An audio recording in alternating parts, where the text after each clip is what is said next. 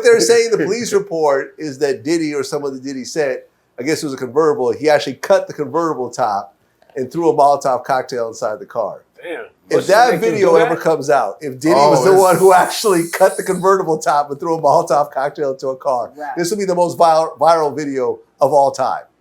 Think about it. How do you even do that? If someone gave you a knife and said, yo, here's a Molotov cocktail and a knife, make it happen. You'd have to think about it for a second. You know what I'm saying? Cutting a convertible top with a knife is probably fairly difficult. Doing that. And then you gotta light the Molotov cocktail without lighting yourself on fire. It's a bottle of fucking gasoline with a rag on it that you gotta light on fire. This is not like... No, it's pure... Listen, if you ever attempt that, just make sure you stay at a good distance. How about you don't do that? How Right. about we just encourage people to not do that? Man, sometimes the But imagine if there's a video of you gotta fire bomb in your car. You know, that would go more viral than the Cassie video.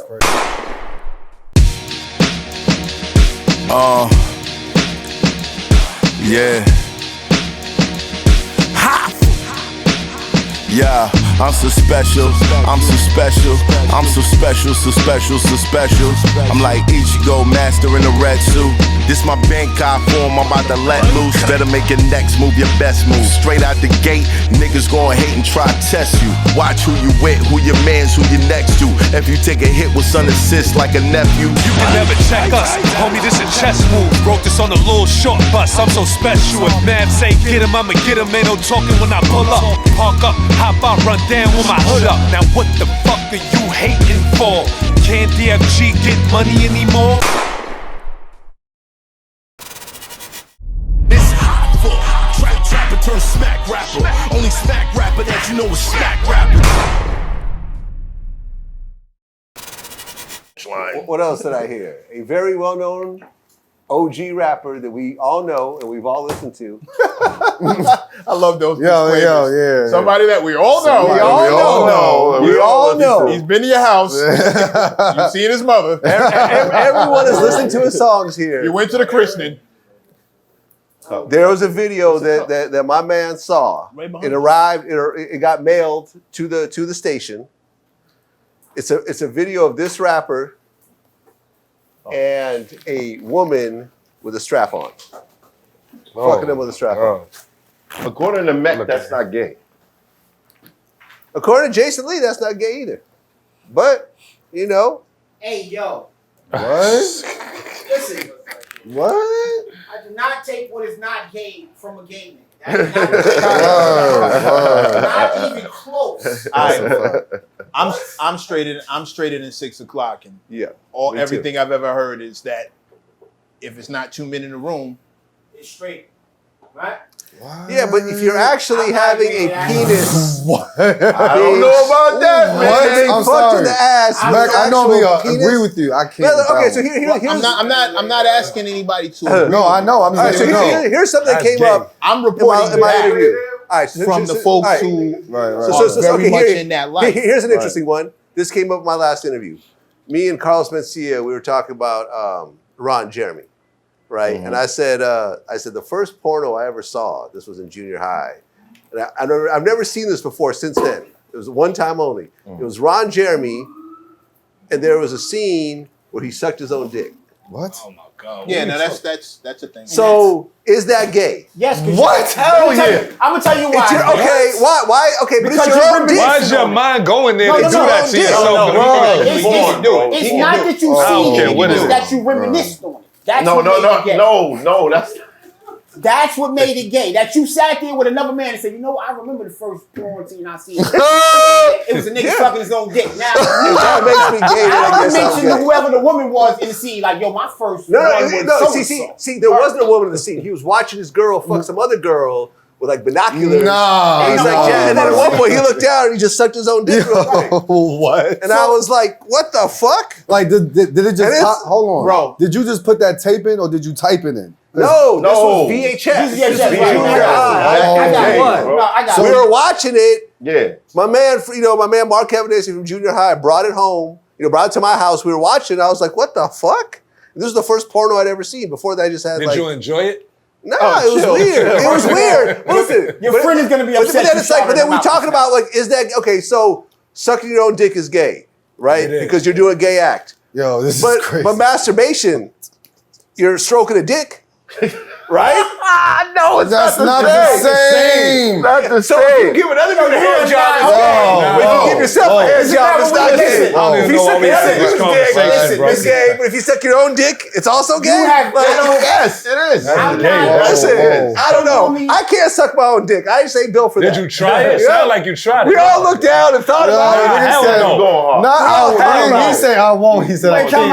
I thought about it. I couldn't do One at a it. time. Let me be the one because we got to stop. He said, I looked down and thought about it. I thought about it. Change this whole topic. I thought about it. I'm here with y'all with this.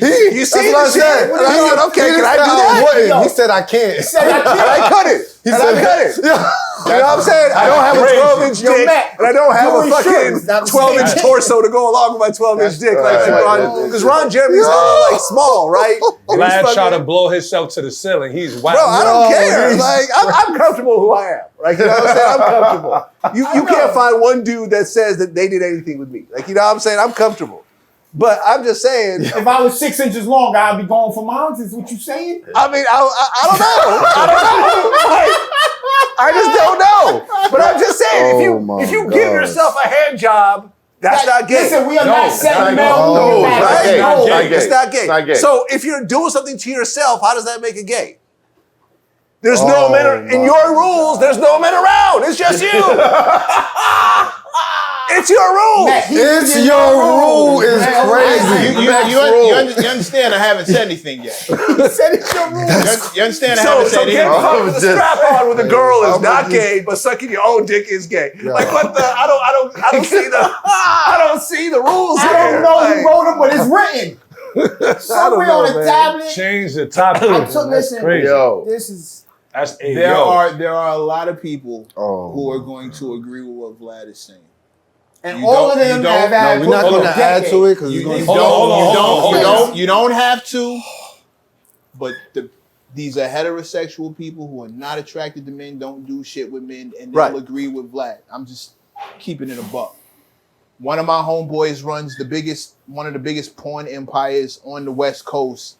He's like one of the lead actors out that bitch. He's the homie, but you have conversations in that crowd and you talk to those people, they different. They live different. Yeah, Adam is cool with having a threesome with his wife, with another dude. Some people is just he cool with that. I'm not cool with that. I wouldn't do it. Yeah, some people. But he just cool with like it, that, bro. And I'm like, how did you do it? And he said, I enjoyed it. You could tell because I got hard and I came. Right? He's gay as You hell. can't fake it.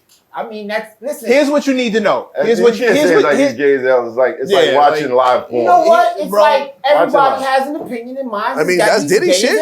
That's my opinion. If you out here watching another man bull your wife and you get hard and nut without no help, just by yourself standing there. Nah, that's just weird. That's weird. You can't say it's weird. Like it's just because then there's women that get turned on by that man. You know what? Maybe it's not gay. Down. Maybe it's like watching a live porn. That's exactly what he said. Yeah, that's what Diddy was doing. Bro, there are people. I'm right. No, it's true. I'm not making. Oh, you talking about the Cassie shit? Well, no, he would record the shit. They're saying in the indictment that he would have his phone. He could watch it in other rooms and shit like that. He could like multiple cameras. Like, it wasn't just Cassie, it was other people too. He came with the whole house. It's called a kink. Creeps. It's called having a kink. And everybody got okay, listen. Bottom line, the people who have these kinks, they're not inviting you to shit. They don't want you in the room when they doing they want to. They don't want to be shamed for the shit. They don't want you around. Like they're not inviting you because you're not one of them. Right, but what happens when your kinks brings down the entire music industry? Then we talk about it on My Expert Opinion. No, I just what about, I mean, I don't know, maybe it's my generation thing, but the camera thing, it's kind of nerve-wracking to do crimes and be on camera doing crimes. Yeah, that's a fact. Right. Why would you do the whole house? Because number one. Is that the part of the kink? You get your house together for security reasons. Every room? You get your house together for security reasons. Every room. Yeah. When you got millions in the bank. He's a billionaire, right? Somebody could set you up. You got haters. And then you hit record on all of them bitches at once and just... Bro, somebody go walk a bag of guns in your crib. And you wouldn't know. And you in trouble. They're friends with your friend. You know what I'm saying? But they hate and you. just left it in the closet, and then later on the police show up like, oh, we found a bag of guns. That's out of your co-host, nigga, right? How much? No, I got cameras. I didn't put that shit. How much money is Diddy worth? Almost $1 billion. Okay. How much money does a bank carry? Not at one time. How many cameras are in a bank? More than that, man. So if you was worth that, wouldn't you have that many cameras in your house? Like if you was a walking $1 billion. Got you, but I doubt all the money's in the house. It doesn't have to all. You can I all got- get no, lost. no, no, I understand the point You of can it all. lose it right, all. but why keep the recordings of all of your niggas doing the dirtiest acts on Because earth? you never. Fuck that. Like I said, filming is one thing. Recording is one thing. That might be his kink. Erase button. Ain't after a certain amount of time the film's supposed to be deleted and We started. We already started. I'm sorry. Vlad, what do you think? Would you if you had some shit in your house and I don't know, you know, I don't like cameras in the house. I'm not a fan. I agree But with then you probably don't I heard he invite many worth people puffy to your money. house. I do not. Then there's that. Nobody know There's where that. the crib is at. And you know what? Nobody know where my crib is. What about burglars? He's not doing the barbecue. Yeah, none of that happens. Vlad's barbecue Yeah, is not the lit I'm not a thing fan going of on. having everything in your private life taped because you can't predict what's going to happen and suddenly there's a tape of it. Right. You know what I mean? Just like, and you don't know what's going to happen to the tape. This is why I don't tape myself having sex because these tapes disappear. And then, you know what I mean? That's what happened to Tommy Lee and Pamela Anderson. They made sex tapes and then like they had a bunch of, you know, contractors building up their house and whatever, and he didn't want to pay the dude, so they stole the whole safe. And they put out the tape. That's crazy. That's how that tape came out. That was like the first like celebrity sex Did tape. they go to jail for that? No one went to jail. They actually dropped the lawsuit at one point.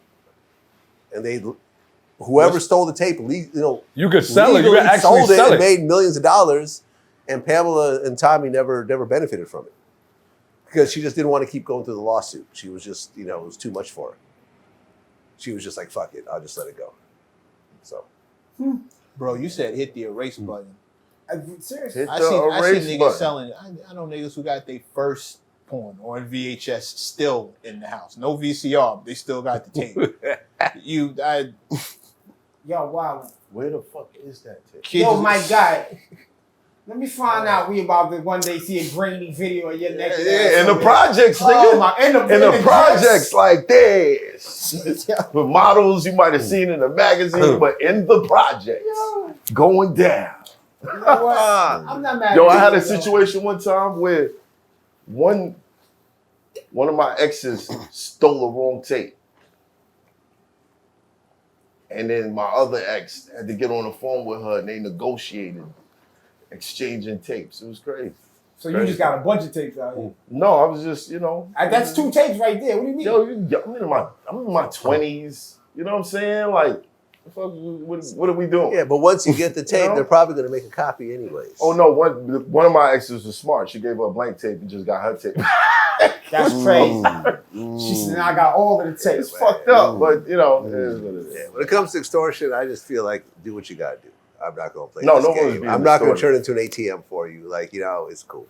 Yeah, It's cool. Do what you got to It's do. cool. Do I'll what you gotta do. I'll deal with the repercussions. You know what I mean? I'm not going to turn into your personal bank account. You know what I'm saying? That's how I've looked at life.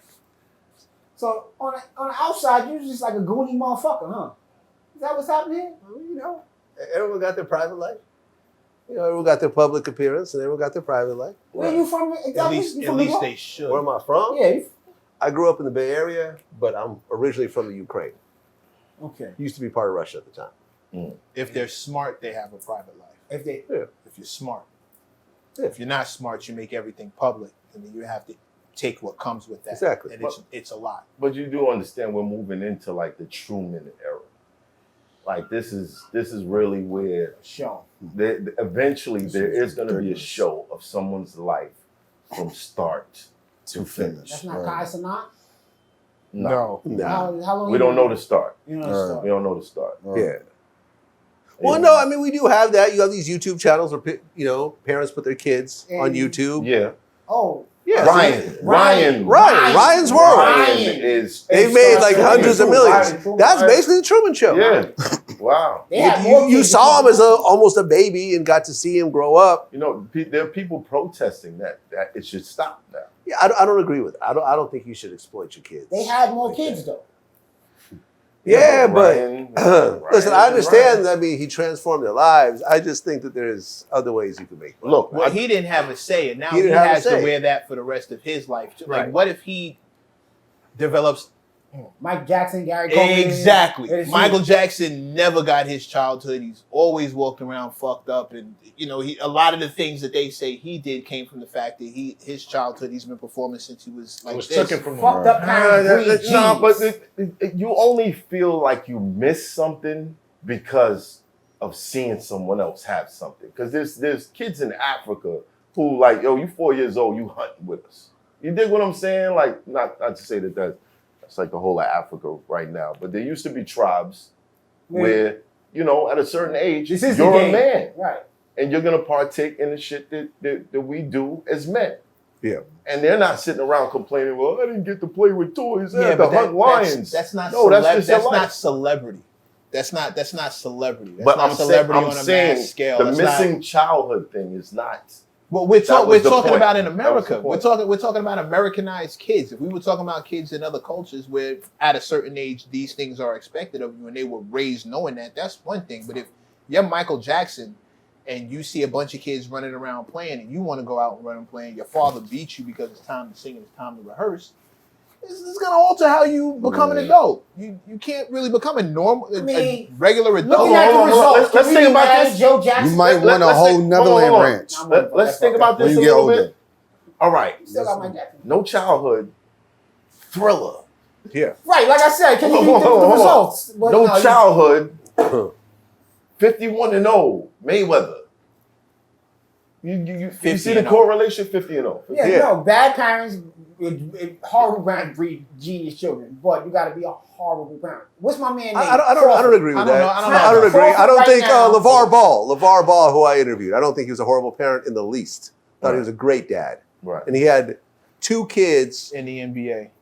The first time ever in NBA history where 2 brothers were picked in top 5 in the draft. Ever in the history of the NBA. And his 3rd kid is like, you know, he would have a contract on team and then, you know, whatever, you get dropped. So he was almost in the NBA. Right. But 2 of the kids are legitimately star NBA players. Right. Now, And LaMelo is really like a star. Got his own Puma sneaker right, all and that. huge salary and whatever I else. never said that. That's not on accident. No, not right. But horrible, when I say horrible, I mean like, if y'all was talking, the metric y'all put forth is like to take away their childhood. He absolutely did that. Serena Williams' father. He was a strong black dude, took care of his daughters. They knew love. Right. What, did they get to play with their friends? Tiger Woods, same thing. But the thing is that like none of these kids would have became who they were if the father did not devote their entire lives to their children. Put aside. Because it's not like Richard wasn't Matthew there. knows, It's not like Richard Matthew wasn't knows there. who He Beyonce. did. He sold his house so he could focus on her singing career, knowing there's a pretty good chance she's going to go nowhere. Right? Because most singers go nowhere. But he went and sold his house and devoted his life for his kids. Who we talking about? Matthew knows, Beyonce's dad. Yo, man, it takes an incredible father to really give up their own lives and focus on something that their kid 3 years later say, Dad, I don't want to do it. Snoop Dogg, remember he moved to Vegas so his son could play football for that one private school. Son gets into UCLA, said, Dad, I don't want to play football anymore. Then he ended up like wearing dresses and makeup and, went off in some other direction. But I'm just saying, he went through all that for his son to say his freshman year, I don't want to do it. I don't want to do it anymore. This is your thing, not me. And now what happened? So when Michael, the story is that when Michael said he didn't want to do it anymore, Joe was like, nah, you're still doing it. You're still doing it. That's the story. Now, did Michael regret that when he was making Thriller?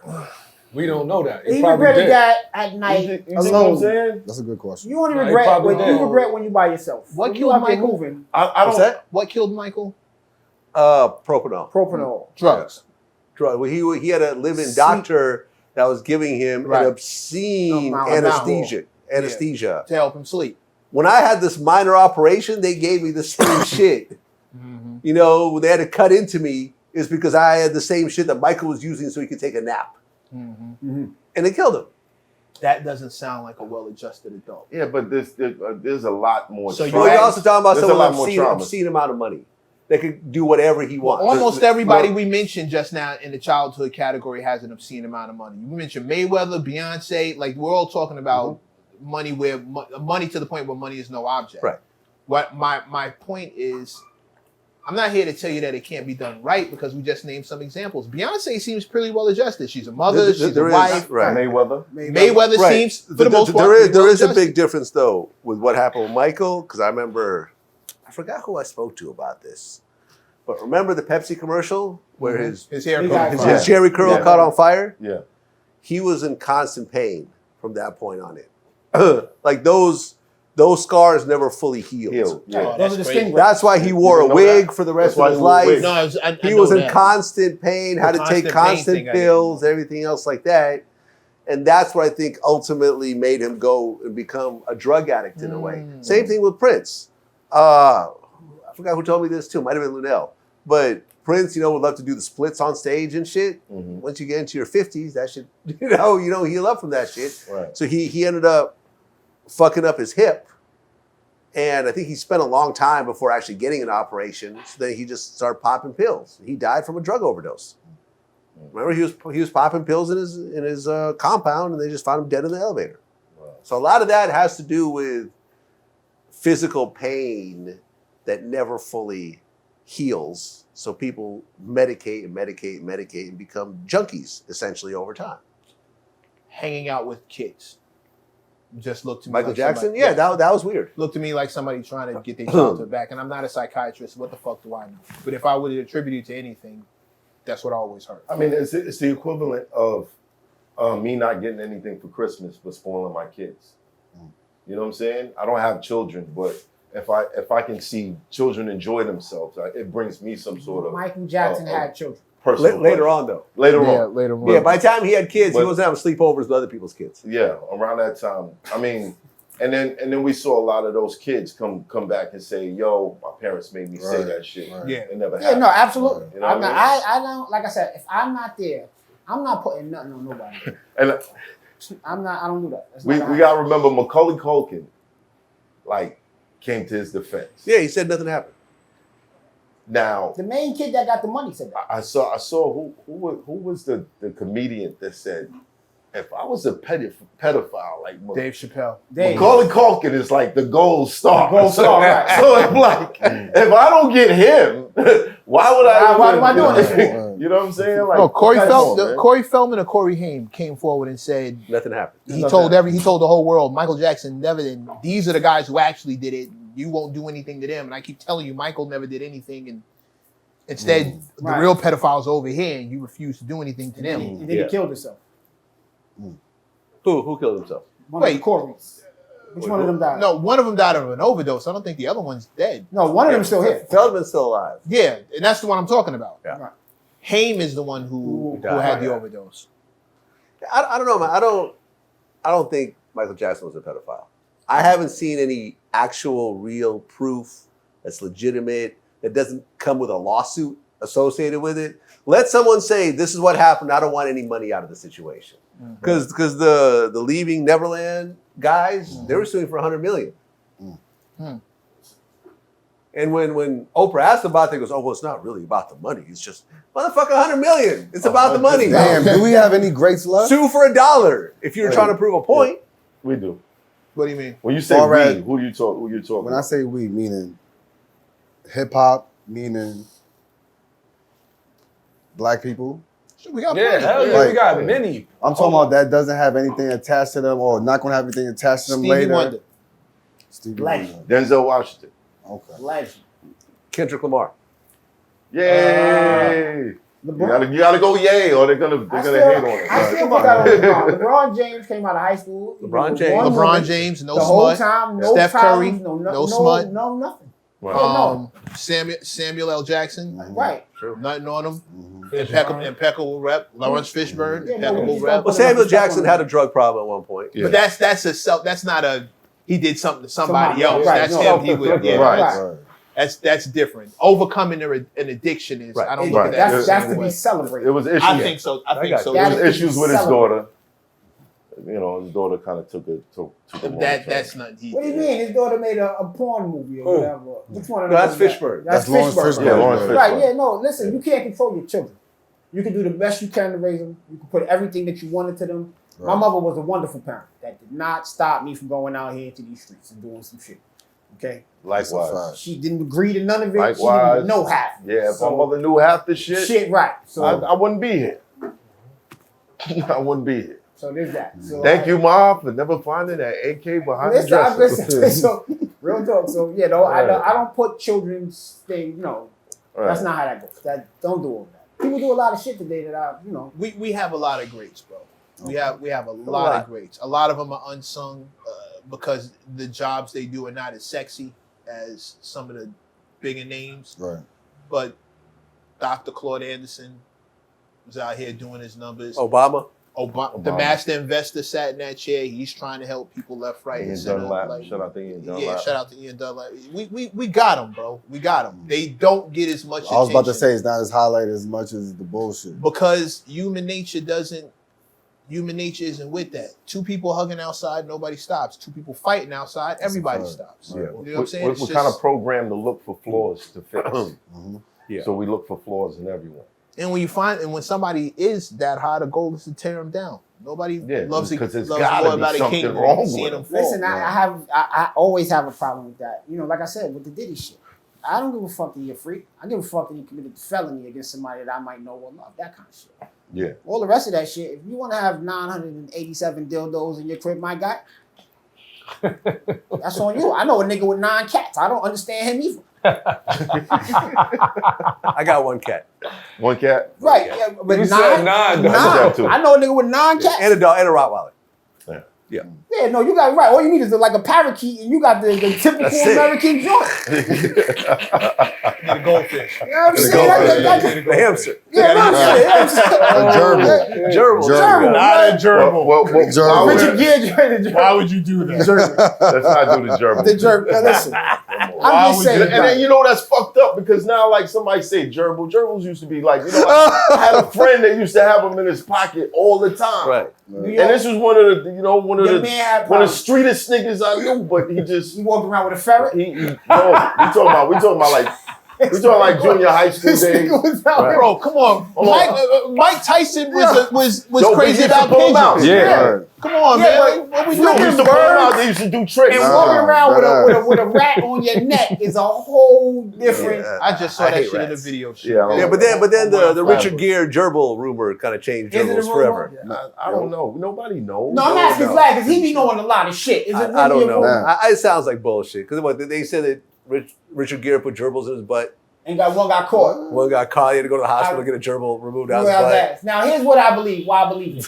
Because that rumor I came can't to New York believe we're City doing when this. there's no internet. Who would really put a gerbil in their butt though? Have you been to Lower Manhattan? What, they got gerbils in the butts? Listen. Maybe let me stay out of Lower Manhattan. Where did you go in Lower Manhattan You've been down there. and witness? Listen. The You go to Lower Manhattan. gerbil tuckers. The question is, I ain't seen a homeless nigga stick some shit in his ass. In New York City, man. No, bro. The second question is I why saw a did bunch you of white stay? boys do shit like that. Okay, For well, jackass. listen, walk right out of the train station into some shit like that. Go back on the train. Get back on the train. Turn around. Go back on the train. Not just stop. I am obviously at the wrong He said stop. this is not just stop. I am in the wrong place. This is not where I'm supposed to get off. This is the new York. I'm in the wrong place. You came to the club on the wrong night, Playboy. Just go home. He said, right, just Go home. just go My home. bad. Sorry, fellas. Yo, what happened to you, son? Nah. Since we're in a laughing mood, I want to bring up this. What happened there? With what? When you and Marlon Wayans, what was the deal with that, man? Let me just start by saying this. I was being an asshole. Okay, there we Wait, go. talking about, you gotta rephrase that. There we go. He like, There we go. I was being an asshole. I'm gonna take this. I appreciate that. I was being an asshole. We'll call that accountability. I have publicly apologized. Like when I did the interview with academics, I publicly apologized to Marlon. I also sent him a text and privately apologized to him. He didn't respond, but I assume he saw the text. I was being an asshole. When it comes to interviews, if you're just a typical celebrity, interviews are something you do on the side. You know, use it to when you're doing a promo run, or maybe this is something you like to do every so often. For me, interviews are my whole life. You know what I'm saying? It's my entire legacy. It's my entire business. It supports an entire staff. It supports my family. This is what I leave behind. You know, these interviews is what I leave behind when I'm no longer here. So a lot of times I go overboard when it comes to getting interviews, and I overdo it. A little, and this is obsessive. This is, yeah, I'm upset. I already have OCD. You know what I'm saying? My therapist said it's some of the worst he's seen. You know, in his 40-year history, I'm obsessive compulsive. You know what I'm saying? So sometimes I get focused on something, I just go overboard. And quite honestly, Marlon was actually cool about it. We had a conversation before, you know, I went public with it, and he said, you know, he, you know, told me his point of view. I told him mine. He didn't, you know, we couldn't come to an agreement, and I was an asshole and made the whole conversation public. And whatever came of it is whatever came of it, and I accepted. You know what I'm saying? But it was just me being an asshole. What was going through your mind when he told you his price? Well, what went through my mind then is the same thing that goes through my mind now, is that a Marlon Wayans interview asking for $40,000 plus 30% of all the revenue just makes no financial sense. See what I'm saying? And that was my point. That it's a guaranteed financial loss to do something like that. And I felt that had he respected the platform on any level, then that wouldn't be the price that I get, because, you know, we established during our conversation that when he did like Breakfast Club or Big Boy or Drink Champs, he didn't charge him anything. You know what I'm saying? So I felt it wasn't a good business move, and I still feel it's not a good business move. If I got approached today to do the same interview for $40,000, I wouldn't do it either. You know? I understand that. I mean, taking the loss part. But I was being an asshole. I didn't have to take it public, and I admit to it. My part, because I lost when you lost to me, right? Mm-hmm. It wasn't that you asked for the money or that y'all was going through that. That's regular shit, right? But you was making it seem like that Wayans name, like there wasn't the legacy behind that name. Oh no, I never said that. That's the way it came. I never said that on any capacity. In fact, the fact that I even had the conversation with him was because of who he is and the Wayans name and me being a fan. Right. No, it was like I never downplayed. It was like you're not worth it. It was the way. No. All right, so just business wise. Right, business wise. Let's think. Let's put it in terms of name a rapper we all love. Oh, Eminem. Oh, y'all just went up. Like put on that new range. Somebody that might not be as popular. Jadakiss. Yes. If you own a club and you want Jadakiss to come through, right, and he hits you with a number where in your mind you're like calculating, you're like, I don't know if I'm gonna get this back. Right. And you say, yeah, that don't make sense. I don't think that's a shot at Jadakiss as much as it is a conscious business decision. Yeah. I understand that. You dig what I'm saying? There's been people that come to me and they'd be like, yo, so you know, yeah, I really want to do the interview, so I'm gonna have my people call you. And they'd be like, yo, we want this for the interview. And I'm like, I wouldn't do that. Yeah, nah. Right, I understood the take a loss part, right? But to say, yo, listen, I looked over y'all numbers, right? Yeah. I can't do this because technically this is taking a loss from me. If y'all come up with a better something, I can fuck with that. But for that, I can't do that, right? Right. To go, I don't think that you worth the 40,000. Was it a personal thing? Well, no, was it knowing that he didn't charge anyone else? No. I came up with a number that made sense, and he didn't want to do it, and that's cool. Like, you know, it is what it is. Right. It was just the number was so huge. I never had anyone ask me for a number that big before. You see what I'm saying? Right. So it was just like, and the thing is that he was, his people who he said was speaking on his behalf said that it's based on how much he gets for shows.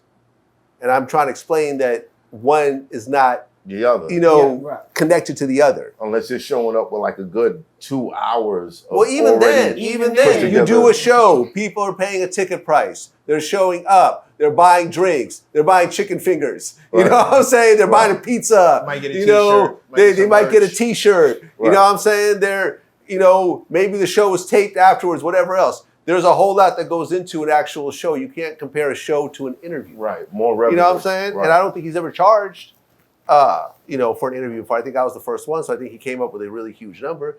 And what I said originally is what I still say. I don't think anyone is paying him $40,000. Was it 40,000? It was 40,000. It was 40,000 plus 30%. The 30%. Plus 30%. Ownership. Right. Well, revenue forever. Revenue for So basically, you got to calculate. So let's that just every say month. that I do the interview and I make 40,000. I pay him the 40,000. Then I got to pay him another 12,000 on top of it. 30%. That's 30%. So really, I paid 52,000. Right. You see what I'm saying? Right. So that's my only thing. And I don't know if anyone, like, I don't think Shannon Sharp paid him, you know, and then he did, what do you call it? He did Shaq's. Well, we don't know if Shannon paid him. We don't know. I'm assuming he did it. Right. You know what I'm saying? Well, that's an Assumption is the it's an assumption. It's an assumption. He was like, Vlad gonna pay No, my but I child mean, here's support. what I be thinking, right? If it was 50,000, He right? like, Vlad gonna pay this child support. Right? If you over the, because I see, you know, you chop it, you break it, you flip Right. it, you selling nicks, you selling dimes, 20 pieces, Correct. the whole thing, right? Correct. Boom. Over the course of it all, I'm not just say not Marlon Wayans, but do you make over 50 on one of these? Is there a break-even point on an interview number? It depends on the interview, but to get 40,000 plus, 52. you have to get many millions of views. So, for example, when you look, okay, so the Shannon Sharp interview got millions of views. It was hyped up as his response to me. This is how he tweeted. Oh, Vlad, I'm going to go with a guy who you hate the most, and this is going to be things. They didn't mention me at all on the interview. So I think a lot of people tuned in to see Marlon's response to me. You hate Shannon Sharp? No, I don't hate him. He just said that. You know, I just questioned him making millions of dollars off of the Cat Williams interview. Right. You know what I'm saying? But like, look, he did that interview, but then he did Shaq's podcast afterwards, and it got a few 100,000 views. And Right. Shaq is a bigger celebrity than all of us put together, Right. including Marlon Wayans, including Shannon Sharp, including everybody. Shaq is one of the most popular people on the planet, and it got like, I don't know, 400,000 or 500,000 views, Right. which is what I predicted that a typical interview with Marlon gets, and I'm right. Right. You see what I'm saying? Right. So, you know, I regret going all public with it and whatever else, because I was really just being an asshole and I was being unprofessional. But my original statement of it's not a good business decision to pay this much money. Mm-hmm. Your price could be whatever your price is, but if no one's paying that price, clearly your price is too high. Right. That's how I look at it. So, you know, if Marlon's called you up and say, hey, listen, I'm going to do an interview with you instead, I want 40,000. Would you pay him? I don't see And you know how the numbers work. I would have to turn that down because I don't see how. Exactly. You know what I mean? And that's my point. That's my point. We could roll the dice and maybe. Yeah, but you're rolling some very heavy dice. Right. And dealing with a potentially very heavy loss. Right. You see what I'm saying? But he wouldn't tell everybody. Yeah, That's exactly. where you went exactly. left. I'm cool after which you is say why I started the conversation with I was being an asshole. Which is why I was just about to say I was being a jerk. I was everything being after that. unprofessional, and I shouldn't have done that. And I apologized publicly. I'm apologizing again on this platform. And I also, me and him had talked on the phone. I have his number. I texted him personally and said, I apologize. Here's a video of me kind of saying this with academics. And you know what I'm saying? Right. The other day, you were actually cool with me up until the point that I started being extra with it. If you ever want to talk about it, you have my number. Right. He chose not to talk about it, and that's cool. I respect that. Not everyone, just because you apologize to someone, doesn't mean that person needs to accept your apology at that moment. Not at all. Or ever. And I understand that. And I'm cool. I can live with my decisions. And, you know, I'm sure he can live with his as well. The other You don't day, feel he charged you that much because he really feel like you're a culture vulture? I don't know. I have no idea. All I know is that the woman that we were dealing with, I DM'd him and said, is this person representing you? And he said, yes. And when she gave me that price, I responded, I said, you know, I would rather you just say you don't fuck with me than to give me a price like this. It could get sticky. Hey, yo. It could get sticky. You know, and this is, but then we got on the phone. We got on the I'm not phone gonna after. lie. Not fucking with I me. had people reach out to Say me. no. I had people reach out to me and ask me for 30,000 Right? for an interview that maybe a month later I got for free. Right, but I mean, do y'all think that maybe these people are looking at y'all like They don't really want to y'all are, interview. no, but y'all are at a point where an interview with y'all is You bringing mean in you that mean much they money? They pocket watching. Yeah. You think that people are pocket watching? Yes. That's of course. Yeah, every day. Because your numbers is out there. They like Vlad is a My billionaire. numbers are out there, and certain, you know, like the Boosies of the world, you know, have done interviews and talked about their numbers. You know, not to say the numbers are always accurate, but, you know, it sounds good. That's not very humble. You know, You know it's what I'm not saying? really accurate. You know, But I understand. Me and Boosie have talked about it. Have talked about it on my show about the numbers that he quoted aren't exactly accurate, but that's okay if he wants to publicly say those numbers. But some people might take that as, oh, Boosie really getting whatever, like 50,000, 100,000 per interview, whatever he said on the Breakfast Club, and they think, okay, well, I'm going to do that too. But those numbers a lot of times are just for show. You know, I know how. Yeah, and I told you when I heard about this shit, I was like, Vlad, you fucking up the game, bro. Listen, you're not the first person who told me that. Robin from Baller Alert said I fucked up the whole game by paying for interviews. You know, because I made it harder for everyone else. But that's okay. No, you not only made it harder for everyone else. Said no, it's not okay. You made a lot of people feel like on this startup, they need a huge cachet and they're just throwing the bread. I've seen platforms like strip clubs just. Yeah, I've seen it too. And I'm like, I've seen it too. Yeah, the subscribers ain't matching up to what you're spending. Yeah, no, there's a lot of platforms that I know have paid a lot of money for guests, and you look at the views and you kind of scratch your head and going, is this a drug front? I mean, like, what? You wash your where did this money, where did you make this back? Right. You know, I mean, listen, I run, see, but here's the thing, like, I've never had investors, I've never had startup money, I've never had partners, I've never had cosigns or whatever else. Everything I do has to be a profitable venture. If it's not a profitable venture, I have to start laying people off. And I don't want to do that. You know, we already, you know, we had a whole news section for like 15 years. And, you know, we literally shut down the news section. I had to lay off like 5 people. You know, that was painful. Some of those people have been with me for like 12, 13 years. I felt bad. But ultimately, we have to run a business that makes the money back and there's a profit. You know what I'm saying? In order to keep it going, or else we have to ultimately shut down the business. And you've seen lots of businesses come and go over the years. There's been, you know, there's been lots of, you know, big all deaf digital, and, you know, companies that were like hot at one point and were the next big thing, the blog era, all those people from that whole era, very few are around. These days. You think about all the hip hop sites that we used to go on. Yeah, they're gone. World Star. World Star's still around. World Star's still around. But it got sold. It got sold. World Star got sold after Q. LimeWire was never a hip hop site. Here's a You was question just for you. stealing. You was just stealing, bro. You was just stealing. There we go. I got a question for you. Picture Perfect? Yeah, he over there at World Star right now. Oh, I is he? got Okay. Picture Perfect. Yeah, who would you interview for free right now? Like somebody you haven't interviewed before, but right now, if they said, I want to come on your platform, you would take I'll send you a ticket in a room and for nothing. You come, who's that? Talent quality. We interview people for free Cool. every single day. Him and Quality got the same problem, yo. Y'all got a bunch of friends, I'm certain, tell y'all lead the interview. Me and Quality are cool. We talked about it a few weeks ago. I mean, listen, yesterday I interviewed Eric Prince. He was the founder of Blackwater, which is at one point one of the biggest private armies in the world. They were the ones that went out to Iraq and, you know, Afghanistan and stuff like that. He didn't charge me a penny. Came in, did the interview for free. You know, I'm interviewing Vivek tomorrow. He's a billionaire. He was one of the Republican nominees running against Trump.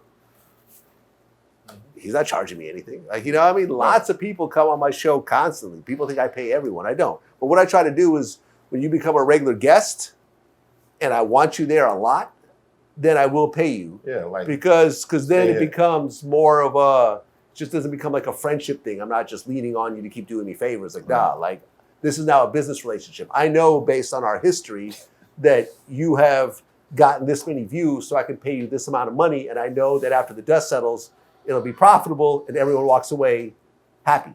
Right. See what I'm saying?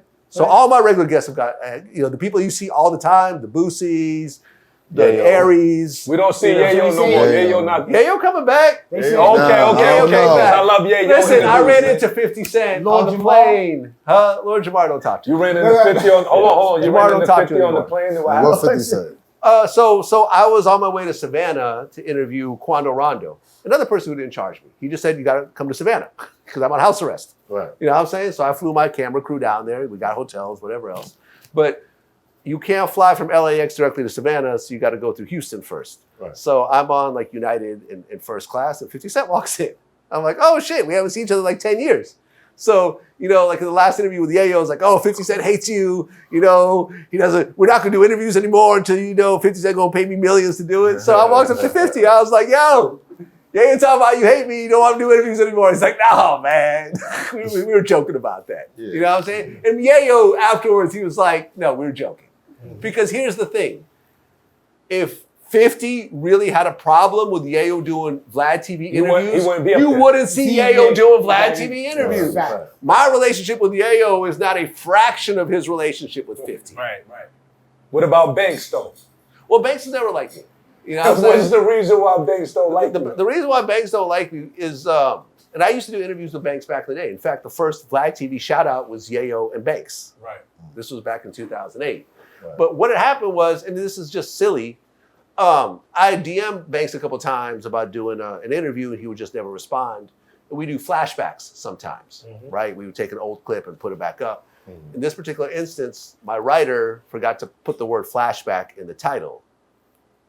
And then like, Banks sent me this really kind of angry DM, like, oh, why are you putting blah, blah, blah? And I'm like, okay, so all these DMs I sent you over the years, you've ignored, but now you're approaching me about this. Right. And then that was our interaction. And then ever since then, I heard he just hates me. Over, honestly, just a clerical error that we fixed that same day anyways. But it's just like, I just heard, you know, Banks is just like that. You know, and you could see that based on his relationship with 50 these days, which is non-existent.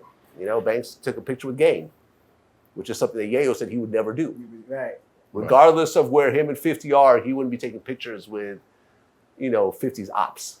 Right. And, you know, I mean, it is what it is. You didn't see Banks on the tour, the whole world tour that 50 went on. Yayo was right there. Uncle Murder was right there. Right. I'm sure Banks would have loved to go on that tour. Look at how huge it was and how big it was. We can't speculate. We don't know. Yeah. We don't know what their internal I think issue. every artist wants to be on the biggest stage that they could get on. But not at the expense of, I mean... Banks did that 100,000 times with 50, though. He's been around the world. When was the last time Banks did a show of that caliber? I don't know. There But you I go. know, like, coming in the game, like when, Yes. you know, 50 first album, 15 years ago. Banks was everywhere with 15 years ago. Look, we've seen a lot of times throughout history, personal feelings get in the way of All the time. very big situations. Right. All the time. Let's move to... Who was your biggest episode? Your biggest interview? I mean, that's a tough question. Some of the biggest interviews aren't the biggest names. Like Mob James' first interview was a very emotional interview about being in death row and his brother getting killed and all the trauma that happened around that. That was 4 or 5 million views. Michael Franzese, his first interview about his experience in the mafia, that was a huge interview, like 5 million views or something like that. So there's a bunch of interviews that have been big, but it's not like Chris Brown or Jay-Z. Right. You know, I mean, if I had gotten those interviews, they're probably even bigger, but a lot of times it's the story, man. If it's a dope-ass story and if you could really navigate that story to create just a powerful piece of content with a lot of emotion in it, a lot of important things being said, you could evoke that out of a person, those become the biggest interviews. Is there a dope origin story for VLADTV? I mean, there is. What is it? Vlad the Butcher. I remember that was right. No, that was his that's name. I'm not.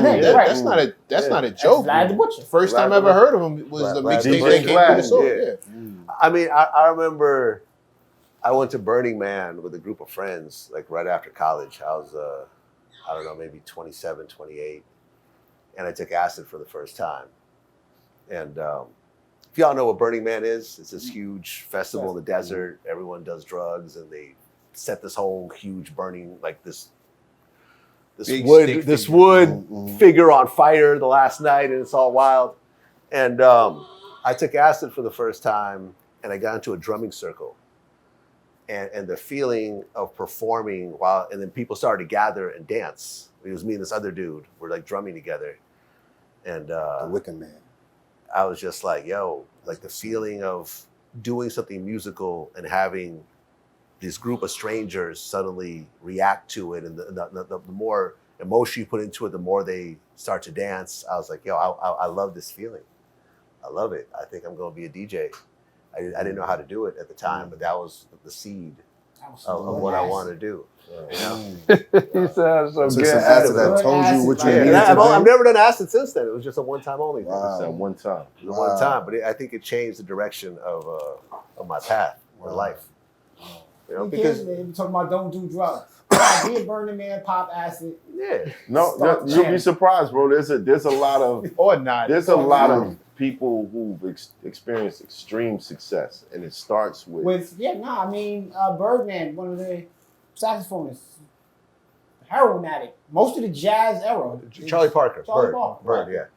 Bird. I think listen, Steve Jobs said one of the most important things he ever did was Acid. acid. Yeah. Listen, marijuana is my choice, but you know. Right. I mean, sometimes you just gotta get off the hamster wheel and see what the rest of the world has to offer. And sometimes drugs is your chance to do that. Yeah, it separates you from Yeah. certain shit. Yeah. I'm not encouraging anybody. Yeah, Not don't. encouraging anybody. Yeah. Don't be that guy running through the middle of 2nd Avenue butt naked. Talking about, I was also an adult, man. Oh, yeah, I was in my mid-20s.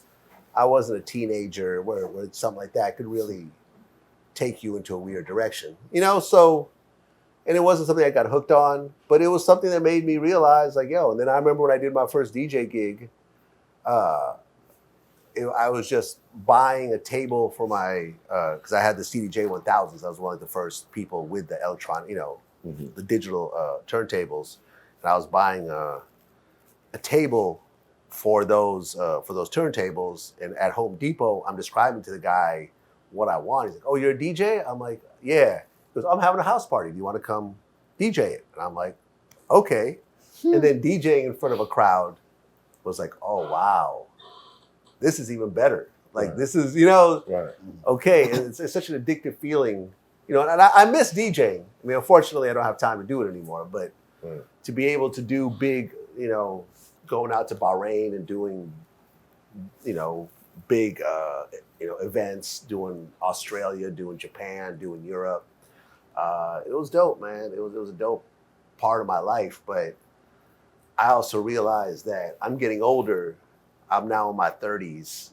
I'm not going to be the DJ in his 50s, still doing $200-$300 gigs and touring all around the world to make ends meet. I had to, you know, as much as I loved it, I had to think about where I was going to pivot my career. Right. And that's where kind of Vlad TV came around. When did you start Vlad TV? 2008. 2008. Who was your first interview? I mean, the thing is, before Vlad TV, there was DVDs. Okay. I was part of the street DVD movement, you know, along with Smack and Fendi and, you know, All Access DVD, Raw Report, all these guys. We were just doing interviews. Like, you know, like Mano was just on my show. And I remember I filmed him, and I went out to Brooklyn and spent a day with him, filming him, interviewing him, everything else like that. And that interview came out on Vlad TV because it didn't come out on DVD at the time. So there was sort of an overlap. So it's hard to say what the first Vlad TV interview was because I was already doing video at the time, just on a different platform, DVDs. Kind of like battle rap starting on Smack. Exactly. And then Smack Smack Tube. Lions Den, moving on. There was YouTube and then there was Smack Tube. I don't think people remember Smack started his own streaming platform called Smack Tube. You had to pay to see my other rounds versus Iron Solid. Yeah. So for like a year and a half, everybody thought he smoked me. It was crazy. So you had to pay to watch. Thank God the whole thing came out. Yeah. Thank God. So he had the members only on the low. Yeah. Is Smack still around? Is he still doing like events and stuff like that? Yeah, definitely. Yeah, Smack's still Definitely. Went behind the paywall, so it's a little more difficult to keep up with. I got you. Yeah. So let me get this straight. You've been doing this since 2008, pretty much, right? And how long have you been on Trouble Online? Did you stay in some shit? You like legendary. No. I want to ask, what happened with Lord Jamal? No comment. Right. No comment. Is it? No comment. Lord Jamal wilding out right now anyway. Don't worry about that. Yeah, I was at Fat Beat's 30th the other day, and Destroy's on stage, and every time somebody comes up there, because you know hip hop is a very diverse genre. It's a love, you know what I'm saying? Right. So everybody that comes up there, he goes, "You see that, Lord Jamal?" all night I was holding my stomach behind that shit, yo. Yeah, no, but you know, so the internet is a difficult place to navigate. But the question is, when do we start getting into some shit? I mean, probably with the Joe Budden ransom situation. You know, when we got the video of ransom his people. This shit again. We've been through it. Right. No, I'm just saying. I'm answering the question. That was the first kind of drama episode of VLADTV, and you know, we just kind of kept it moving since then. Right. Shout to Ransom, shout to Joe. Shout out to both of them. I don't have a problem with either of these guys. Listen, you know what I mean? Joe spoke highly when they did the complex list. When I was number 6 on the list, and Joe went through the list, and he mentioned my name. He goes, "Yeah, you know, Vlad. You know, I respect Vlad's business acumen. You know what I'm saying? I'm fine with him being." Are y'all getting to that space? Are you... Joe's me and Joe, because you know, Joe said that he would do an interview with me on Academics platform, and my response was, "We need to have a conversation first. Yeah, I'm not just gonna walk into the setup. Who knows what." I'm pardoned. He's just gonna go off. There's no point. There's no point in that. If we could have a conversation, and we could all take responsibility for our various mistakes and things that we've said over the years, and I could take responsibility for my side of what I've done, and if he could take some level of responsibility as well, then we could move on and do it. Just like me and Ellie Chapa, we was going at it on Twitter. We got on the phone. We talked about it, and then we did an interview, and it was dope. The phone it was Chapa's biggest interview ever. Right. I ain't gonna lie, I was cursing Vlad out to myself too when he did the interview with Math. Gat murder, jail shit. I was like, what the hell Vlad talking about? That shit you pissed should me never off. go to jail. Remember? You was like, yo, Gat murder. You should never go to jail with. I was like, what the fuck Vlad talking about? Well, I mean, think about it. If you're in court, who and they thinks tell the jury that your name is Gat Murder, okay. You don't think that's going to have a certain level of effect on the jury? No. Really? Come on. Really? Gat Taylor. Come on. Gat Taylor. No. Gat Taylor. So why is your name Gat Taylor now? Gat Yo, Taylor. listen. Gat Taylor. There's a lot of people be saying because Vlad said that on his platform that Gat changed his name. I've been was changing my name to Gat Taylor years ago. Everybody know that. Right. So Vlad had nothing to do with the changing of Gat Murder, Gat Taylor. It been was gonna be that. But Vlad, he implicated me like with the C murders and the male murders. I'm a good guy, Vlad. He's a murder mace. I'm not saying that. Those are good guys. He's a murder mace. You got. All right, go ahead, Vlad. I just want to say this. Good murder. I just got back from Savannah where I interviewed Quando Rondo, Right. who is pled guilty to a few charges. He's facing like 5 years. And he said something interesting. He said, be careful of the picture that you paint to the world, because that picture will be presented to the jury if you ever are put in that position. Right.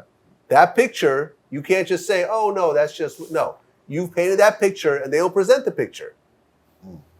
But So I'm just not. deal with that I'm picture. not painting that picture though. I understand, but the name. So you got Uncle Murder doing No, great. even Hold on, man. even Chill, Uncle man. Murder changed You his got name. Murder Mace. you got It's Murder Uncle Mace. M. He changed his name to Uncle M. Everybody call him Uncle Murder all day. Right. Stop it. And hopefully Uncle but Murder will stay out on of the trouble. label. Because if Uncle Murder actually is charged with murder, that name is going to hurt him. Yeah. That's all I'm saying. And the mixtapes too. Who's thinking about niggas out here murdering niggas though? Fannie Niggas is Willis. out here doing good feeding their families. Who's thinking about courts and jails and shit? Fannie Willis. When you hear a name, Murder Mace. Mace ain't out here murdering niggas. When is the last That's just time, his name. when is the last time he used the word murder mace? The Yes, term. Now, Yesterday. When he Cam- got signed to Puffy, murder left the actual name. I was murdered. He was named Mace. me pretty. Right. Show me Murder Mace on a Bad Boy album. All cover. right, right now. Am I right? Right now, Killer, which is Cam, calls him Murder on their platform right now. Yo, what's up, Murder? That's I agree a with fact. you on the murder. That's a fact. So what That's we a fact. talking about? They doing great. told There's nobody in jail. There's nobody getting arrested. That's a fact. What we talking about? Listen, if you have absolutely nothing to do with any wrongdoings, then you call yourself mass murderer 38,000, right? But I'm just saying, That's where they He was Vlad the Butcher. Names. Listen, Vlad the Butcher. You know, when I had a court case, it was brought up. The name Butcher was brought up. Was you I had to sit with lawyers. And they brought up that Butcher name. That's why you changed your name? Yeah, no, I never changed my name. It was a nickname. You know, I stopped doing mixtapes. But yeah, if I was still Vlad the Butcher, I've been in violent situations that could have bit me. Oh shit. So what you're saying, like Benny the Butcher, if God forbid, like he was to get arrested, they will use Benny the Butcher against him? They will not only use Benny the Butcher against him, but they will use all his lyrics against him. Right. They will use his past criminal history against him. They will use his interviews against him. They will use everything they could possibly get against him. And that's just how life works. Right, they're doing it right now. The legal system is not fair. No, but it's it is not geared. Listen, they're doing it right now. They're doing everything that he just said, verbatim. Yep. They're doing everything. They got look at the Young Thug case. Instagram. They're using this shit constantly. Every day. Listen, constantly. There's a quote that I'm pretty sure is going to surface during Diddy's trial. Not guilty, and I'm filthy. Oh yeah. They're definitely going. And you know, you niggas turned your back on me. You coming with me? Oh, yeah. Listen, the feds to come get me. You gotta understand what they hit Diddy. You're coming with me. They hit Diddy with the FRICO charge. Now the FRICO charge means that there's more than one. Hold on, I'm about to pull out. Right. There's no one person on the FRICO. Right. It's more. So they just arrested Sean Combs. That's all y'all know about. But he got hit with a FRICO. That means there's other conspirators. There's one female that just came forward. What's her name? The one Mary Blige? No, playing. Y'all is crazy. I heard these things. It's all funny to me. Every time I turn on the phone, I laugh because that's what they said. They said Mary was the ringleader. They said she was the Giselle of the group. Allegedly. Allegedly. We not gonna put that on the clip. You know, internet. The internet. The Zays. The Zays. Like I said, if I'm not there, none of that shit holds water. Like this. They've been talking about crazy about this guy Vlad all my life. I'm sitting here with him right now. He's a nice guy. He don't seem like he's trying to set me up to go to jail or nothing. I don't feel like my freedom is at risk at all around him. Right. But the stories of the world say that if you glow on Vlad, he's going to be asking you questions that's going to lead you down the path and take you to jail. Perception is everything. Right. That's what they want to. I've heard all of y'all. Not MECC, because MECC is good people. Except for now, I know that when the Do they know you're going to ask them those questions before they come on your show? When the feds hit, you call MECC. That's what I found out. Ask me the question again. Like, do the artists know that you're going to ask them these specific questions when they come on your show? We don't go over questions with anyone who comes on our show. Now, if someone comes in and says, I don't want to talk about X, Y, and Z, I'll respect that. Right. You know what I'm saying? I mean, Math, in our last interview, you told me not to mention, I bring something up, you're like, I don't want to talk about that person. Yeah. And it never comes out. It's stricken from the record. And sometimes, in some cases, I'll decide later. You'll hit me after the case. I don't really want that out there, so can you clip that? I'll respect that. And, so sometimes, depending on who the person is, sometimes there is a negotiation with the artist or the manager or the PR company or whatever. But generally, we sit down and they don't know what I'm going to ask. And, you got to, the skill is to be able to ask a person anything and not have that person just walk out. That's a craft that's taken 20 years to really build on. Right. You could ask a person anything, but you can't just be like, it's the first question you ask. Yeah, right. You know what I'm saying? You got to ease into it. You got to make the person comfortable. You got to get to the point where a person feels okay talking to you about that thing. And then, and sometimes you can't, sometimes you just can't fit it in. I just can't quite ask that. He just described the Diddy part. Mm-hmm. He said, you gotta be smooth, you gotta talk to me, you gotta ease it in, and then you now I know what type of time we on. Anybody ever walked out on you during the interview? Yeah. Who was that? I mean, Ugly God walked out on me, but then he apologized afterwards. Juvenile walked out. But we were supposed to do a retaping, but then he ended up being so late that we couldn't retape it. Was it because of what you asked him? Yeah. What you asked Juvie? That part didn't come out, so I'm just gonna leave that off. You know what I'm saying? Right. Just out of out of respect for him, because I don't. Some people want the walkout. They want that viral moment. We don't want that. Right. Because the Nobody wants walkout wasn't even Hell on no. tape. He just at one point. Yayo tried to walk out on this. Oh, did he? Yeah, yes he did. Yes he did. I was very Well, with the disturbed by Sean that. Bigger situation. No. Before that, He tried to walk out twice. I was Really tried. bro. Nah. I know y'all because you know we cut the cameras. I'd be like, yo, come on, son. Why you? I ain't gonna lie, Don't that do shit that. was funny though, son. Yo, question, right? I Nah. know you hate the walkout. Yeah. But was there ever a moment where you felt like you was interviewing someone and you like, I don't even want to finish this interview? Lots of times. But this is my job. You do it. You know, I mean, when you're at work and you're working a 9 to 5, yeah, you want to go home after 12, but you have a job to do. Right. For me, you know, like this person came in, they spent their time. You know, a lot of times they're not getting paid. They're donating their time. I have a crew of people. I have an overhead. All that has to be respected. It's not just about me and what I'm feeling at that moment. It's about me being a professional and me respecting the person and hopefully getting that respect back. So yeah, there's been lots of times where the interview is just boring and I don't really want to finish it. But I can't show that. I can't, you know, I might rush it, you know, along a little bit, but nah, I've never done that. Hey, Because, we've yeah, had that's that lame. here. What do you mean? No, we've had that here. Yeah, You that wanted to happened. get up That's a and fact. out That's a fact. Moving right along. several times. Why? Well, have you ever? No, that's how you doing it when you have Well, feeding let people. me ask this: have you ever had someone do the interview? You're like, oh, that was a pretty good interview, and then you get a call later, and they're like, I don't think they want to put that out. Yeah. The whole interview. True Life. True life. I interviewed True Life. This was shortly after he got out of prison. And I thought it was a good interview. We talked about a lot of, you know, the situation that ended him up in prison and everything else like that. But I thought overall it was a good interview. And afterwards he was like, nah, bro, I don't like it. You know, I don't like the way the light looks on me and the background and something. Oh, you know, I'll give you the money back if you want. And I'm like, it's cool. Don't worry Don't about it. worry about it. You know what I mean? You fresh out. I'm not gonna. Tough. It's cool. I'll just I was about to swallow say, it. we just talked about him not taking and losses. me- Now and me- he like he got a Yeah, soft heart. and me in True Life, we had we knew each other before he got locked up. Right. You know? So you had a rapport. I had a rapport with him. I wasn't Right. scared of him or anything. You know, Right. I understand what his background is, but no, it was just like, hey, he approached me politely about it. It wasn't like, yo, you better. No, it was like he said, hey man, can you just not put that out? And I said, okay, cool. Is there ever a situation where you're like, nah, fuck that, I'm dropping this shit? I mean, there was an interview that we did with Lil Loaded, who died Who of passed away. who I passed away remember. from suicide Yeah. later Rest in on. peace, yeah. But while he was still alive, when we did his first interview, and he was kind of a kid. He was, I think, 18. Yeah. He had an interesting story because he just kind of got into his position by luck in a way.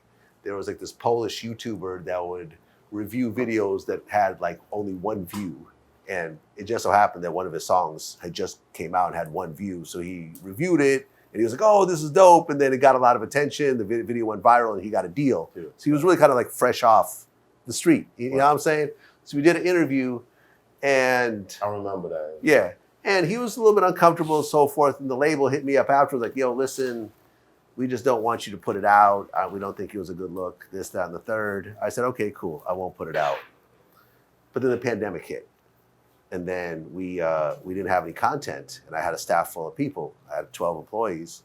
So I hit him up and I said, listen, I understand. I agreed not to put it out, but we need the content right. I think me and Mac 10, I think right around the same time that happened with Mac 10 also, because when we did the interview, he didn't want to put it out because he felt that it would like mess up a bunch of his business or whatever else. So I had to tell him, listen, Mac, I understand you told me this, but we need the content. And if you hate me because of this, I'll have to just accept that. And he's like, well, can I just watch it before you put it out? Right. I said, sure. So I sent it to him and he was like, oh, this is not as bad as I thought. He was like, can you just take out this, he asked me to take out like a few seconds here and a few seconds there. Right. And it came out and it was a dope interview. And that's that. So a couple of times I've had to do that, but it was out of business necessity. And ultimately, none of those interviews hurt the people that we put it out. It wasn't like I put it out and suddenly they went to prison or a bunch of drama happened. No, it was just people just felt funny about it and I had one particular situation where so certain artists who came through They rescheduled last minute 2 times before. Finally do the interview. Interview's great. Fire. All smiles. The artist leaves. I get a weird text message in the middle of the night about, yo, such and such came on your platform, you treated them like this, that. I'm like, and it's from like a weird number. It's not even a number you can call back. Like, what the fuck is like this? a text. Yeah, like some text weird, goofy shit, right? In the morning, someone from that artist's team calls me and says, yo, there's certain parts of the interview that we think that should be taken out, and you know, we're concerned about this, we're concerned about that. Yeah. I said, okay, I'm gonna send you the clip of that particular part. You look it over and you tell me what you think. Sent the clip, I'm waiting. A few days go by. I'm like, hey, what's up? They're like, oh, no, we wanted the whole thing. I'm like, well, I'm on a time schedule. You know, we don't have content to put out past this time, and this is next in line. So can you get back to me as soon as possible? Oh yeah, we got you. So of course that time limit expires. I hear nothing. I'm sending text messages, nothing. So I'm like, yo, I look over the phone. I'm like, this I don't think there's anything. Sometimes you know, people get in their own way. Right. Yeah. So I drop it. They're like, oh, why'd you drop that? I said, yo, you didn't see the text messages of me texting you this whole time? Yeah. Okay, all right.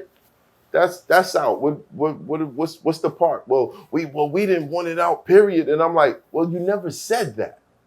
You said you wanted to review it. Yeah. And I asked you to get back to me in time, and I just felt like that person was playing with my time, and the shit went out. Amazing. The comments was all, oh, well, I didn't look at this person like this before. I really appreciate them now. Yeah. Never heard from those people again. What I do, because every so often you get someone that's like, okay, we'll do it, but we want to review it before it goes out. So what I say is, cool. If I agree to it, because sometimes I won't agree to it. But if I do agree with it, I said, okay. You know, I think Smokey Robinson, that was one of the people that wanted to review it ahead of time. So I said, cool. I will let you review it for 48 hours. If I do not hear from you in 48 hours, then at that point it's going out. So you can't sit there and hold it forever. Right. But if you get back to me within those 2 days and say, hey, I have a problem here, here, and here, then I will respect it. But if you don't get back to me, if you procrastinate, I'm not just going to keep waiting for you to get back to me. Right. And in most cases, they say, yeah, it's fine. Go ahead, put it out. So that's how you handle those situations. You give people a time limit. Yeah. Put it on them. No, Otherwise, that's what I did. After that, it was, hey, I'm letting it fly. You know what I mean? And I don't want to be like that. Part of the game. I think I would have been a lot more lenient if I didn't feel like my time. Like you played me twice already? Like you was already playing with played me me. twice already. And I still accommodated. I still, you know what I'm saying? Like we actually sat here and waited the 3rd time. Word. And they an was extra late. 2 hours. When somebody late, that shit don't Nah, feel but good, that episode wasn't about to go out though. Yo, Mac, tell him, Mac, when You trying to say something. You know exactly what you're talking about. I know you ain't You know trying exactly to what set you're shots. talking about. You know exactly what you're Hold talking on. about. You ain't trying to set shots. But that Oh episode, my God. that episode almost didn't go out though. Yeah. Because we was about to leave that day. So you can't say who it is? No, I can't. Okay, fair I enough. can't. I wouldn't do that. All right, tell me But off I camera. will say, Tell me off camera. I believe. Wait a minute. This is the king of y'all. I can't tell y'all who it is, but the guy that we all know, everybody in this room knows. But I'll tell y'all, but when I say that, off camera, I'll Off tell camera, y'all. okay. Yeah. Yeah. And then I'll deny it if it ever comes back to me. I know niggas I never that said do that. Watch the tape. No, I didn't say that. I have no idea what you're talking None. about. Listen, Bennett. I can either confirm But or yeah, deny that statement. it gets kind of sticky in this space sometimes. And yeah, I didn't know that y'all had to, like, I mean, any other interview platform, Rolling Stones, radio, terrestrial TV, motherfucker goes on there and says something, then that's what the fuck he said. That's they're it. You much sign the more release personal. form, it's a wrap. It's a rap, right? And they're looking for a way to spin what you're saying so that they can get ahead of it. Right. Which is why You know what I'm saying? We're actually trying to highlight something good about you. I mean, of course, we want not the tea, but we want things that's going to interest the public because this is a business. Right. But at the end of the day, like, I'm not trying to destroy you. I'm not going to ask, got him, I'm about to ruin his career and go viral. Nobody's trying to do that. They think some that's people what are you trying do, to do my guy. that. You know that, right? Some people are, and you see some of these documentaries. There was the Robert Durst documentary. It was the guy that killed like all those people. They caught him on tape, on a hot mic, saying, "Yeah, I killed them all In the bathroom. in the bathroom." Right. And then they turned that over to the authorities, and they used that as the basis to actually arrest him. And he essentially died in prison. Right. You know what I'm saying? After being found guilty, I thought that was nasty. You like that was some snitch shit. I just think that if snitching. someone Not snitching. sits down with you on Nah, the he did that to platform, I mean, just like himself. when He did that to Keefe D, like He when did that to Keefe D, himself, bro. when Keefe D sat down with me, and then when he got arrested 4 years later, when Las Vegas PD kept calling me, asking me for the raw footage, I never cooperated. I'm like, nah, I'm not giving you this. You know, Right. you guys could try. You guys could try to get it, but I don't think you can because I have freedom of the press. Right. And I don't have to release this footage that hasn't been out. Not to say there's anything on there anyways, but my thing is I'm not going to cooperate with someone who sat on my platform to then hurt them to hurt after. someone that's not selling. Yeah, no, that's not what we're about. And you know, at one point there was a Jimmy Henchman interview that they tried to do that with, and I spent $10,000, you know, on legal fees fighting them to prevent them from trying to get the original footage, and ultimately they weren't able to get it. You know, now Jimmy ended up having his retrial, which he ended up losing, but you know he's doing double life. But our footage never came into that trial. See what I'm saying? That's what they're trying to do. You know, he was convicted otherwise, but it had nothing to do with us. Has your footage been in any trials? The only trial that I'm familiar with it being in, and this hasn't happened, of course, is the Keefe D situation. right. So there's a reasonable chance that if it goes to trial, if he doesn't plead out, then his VLADTV interview will probably be part of that. You ain't feel uncomfortable putting that footage out with Keefe D? No, because he had a book That's settled already. Right. The book was already on Amazon, and he was willing to talk about what was in the book. Before the interview, I said, "Are you willing to talk about what's in the book?" And he said, "Yes." I said, "Okay, then." I mean, He learned the harsh lesson. He was like, "Y'all don't read. I gotta go on blast." I've been trying to tell y'all for years. Yeah, and he was but promoting. We had a link. But he was though. Yeah, no, we had a link to the book in the description. I'm sure he sold a lot of copies. we had a link to the book. No, but I'm saying when you seen him get arrested, like how did you feel when you seen him get arrested for that? I wasn't happy. He wasn't surprised even though. I wasn't. I was. You weren't. Honestly, a little bit sad that happened. Because it's just like, because this is so long after the fact. He's an older man. He had a proffer agreement, which I think that he went into it thinking that proffer agreement protected him. My goal was, as a Tupac, you know, as a big Tupac fan, was to try to get the real story out there because there were so many conspiracies around Tupac's murder. Right. Suge had him killed. The government had him killed. You know, he's still alive somewhere. Like a lot of that is bullshit. And I think that it was important to get the real story out there and to explain to people that there's actions and repercussions. Tupac should not have done what he did to Orlando. And there was a very harsh repercussion afterwards. I mean, you could look at you know, I couldn't really get too deep into it because he didn't want to talk about it, but the Quando Rondo situation with King Von was very similar to the Tupac situation. You know, Von took it upon himself to go attack a guy without provocation, and that guy was somebody. He had people around him that was willing to respond with deadly force. Right. And ultimately, Lil Tim wasn't charged because of Georgia's stand your ground law. You see what I'm saying? Right. But it was very similar. You go and put your hands on somebody for no reason, you can't predict what the outcome is going to be of that. Right. You're coming into it with a fist fight. Ends up being a gun battle. And one of Von's people, this guy named Sleddy, was killed also. People don't talk about that. There was actually 2 murders, 2 deaths that occurred, and then, you know, Track got shot. You see what I'm saying? Yeah, you know, O Block Louie, he got shot in the head. I interviewed him. His head is all swollen up. He was in a coma. Like, it was such a horrible situation because someone wanted to be tough and show that they're, you know, they can smack you up in front of other people. And that was the whole thing, you know, coming back to the Keyz D situation. It's like, look, this is what happened. Pac should not have done what he did. And ultimately, these are the repercussions of doing things like that. You know, there's always going to be someone tougher than you. There's always going to be someone crazier than you. There's going to be someone deadlier than you. Right. It doesn't matter how many people you got with you. If they got the drop, they got the drop. Right. You know, like, what's his name? You know, when I interviewed him about the Jay-Z stabbing, Right. he was like, yeah, listen, you know, I'm from the streets. I got into shootouts. I sold drugs, whatever. But the drop is the drop. Right. They got the drop on me. I got How do you stabbed up. handle people blaming you for artists going to jail after an interview? Well, but that's the internet for you. The internet is going to create a false narrative because it sounds good. I had nothing to do with A.R. Ab's conviction. Ab will tell you that. Nothing in the interview was used in his trial. I had nothing with Casanova's conviction. Nothing that he said had anything to do with this case. But when someone, you know, like for example, Pee Wee Longway just got arrested. Oh, it's that Vlad interview from 10 years ago. The Vlad interview has him denying everything. He's saying, I'm not a gangster. No, I'm a school guy. Like, you know, it was a funny interview because he denied everything. Right. But of course, it's Vlad's fault that he gets hemmed up over a drug charge with some cartel dudes or whatever else. The fuck I know about that? Like, I haven't even talked to him since then. Wow. So it just comes with the territory. And, you know, it gets annoying at first, but now it's like, okay, whoever gets arrested, if there's a Vlad TV interview, I will be the reason for that arrest. And a certain number of people will run with that narrative. And that's fine.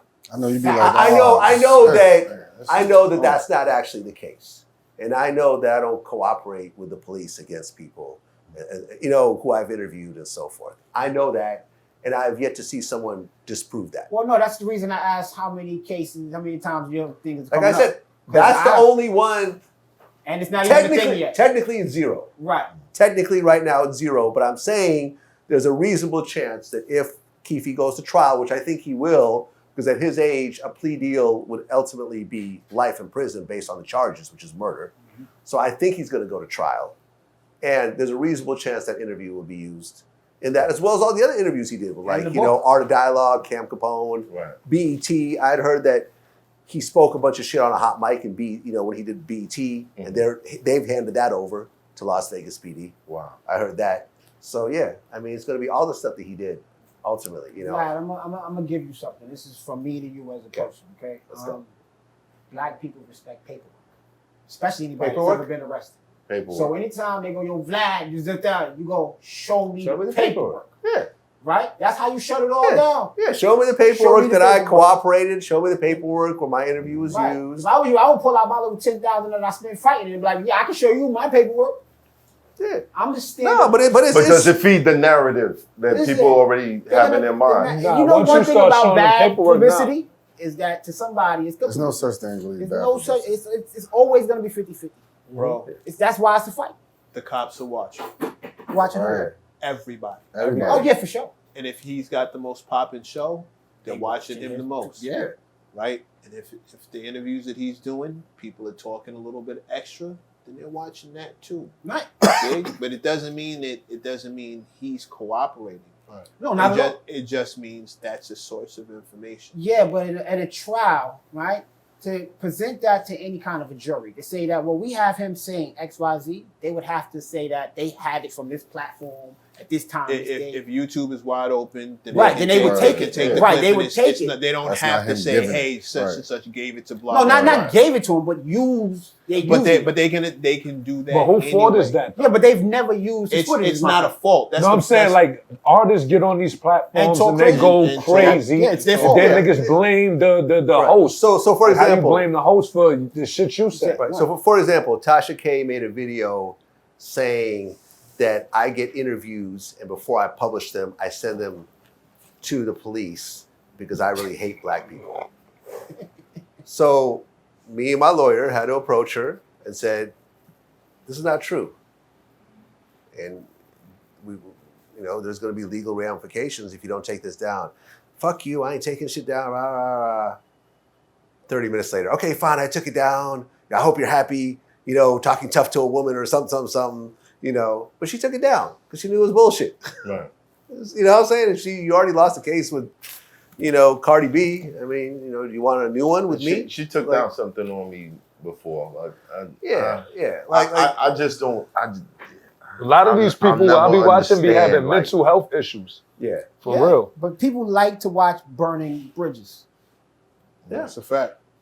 Yeah. It's very entertaining. If the Brooklyn Bridge was on fire right now, you probably it'd be a crowd like 4th of July. Wow. Yeah. That shit is crazy, bro. Everyone who has Diddy content, you gotta get close to that shit. Like right now, fucking idiots. Like right now, like for example, like my biggest interview right now on the channel, which is about to hit 1 million views on the full interview, is Roger Bonds, which is like, I don't know, maybe 3-4 months old. But this is the most detailed interview about someone who firsthand saw all the Diddy abuse with Cassie and other women, with Kim Porter and other employees and so forth like that. So yeah, like suddenly it's going crazy. Yeah. Because of what's happening with Diddy, with him getting arrested. There's one thing, oh, he's gonna get charged, he's gonna be this. But once he hit jail, okay, suddenly anyone who has Diddy content, the content is going crazy. Now, I gotta ask you this question. What's the fastest you've ever seen a review on something you uploaded get overturned? What do you mean by a review? Like you upload a clip. They yellow light it. Yeah. Put in for a review. Yeah. You can do 2 reviews, did you know that? 2 of them. There's actually a second review you could do. Second review, yeah. I only see one. I don't do that part. This is a free game for everyone who's watching right now. I didn't know about the Trap. I only see one. Traplo Ross. There's actually like it's kind of undocumented in a way, but there's another review you could do, a second review that could actually get your stuff back to green. Yeah. I mean, I don't know. I don't handle this part, you know, we've seen. I mean, the same day, a couple hours later. Sometimes it takes a week. Like you don't really know. It's out of your control. This is YouTube. The fastest I have ever seen anything overturned. When I uploaded the conversation about Diddy getting arrested, as soon as it went up, it was yellow. Put in for the review, in 10 minutes, it was green. Yeah. That is the fastest I've ever seen. Because the content is hot. YouTube make money on them views too. No, but some content is like, if I was talking about the presidential candidates, right, it might not flip that fast. You get what I'm saying?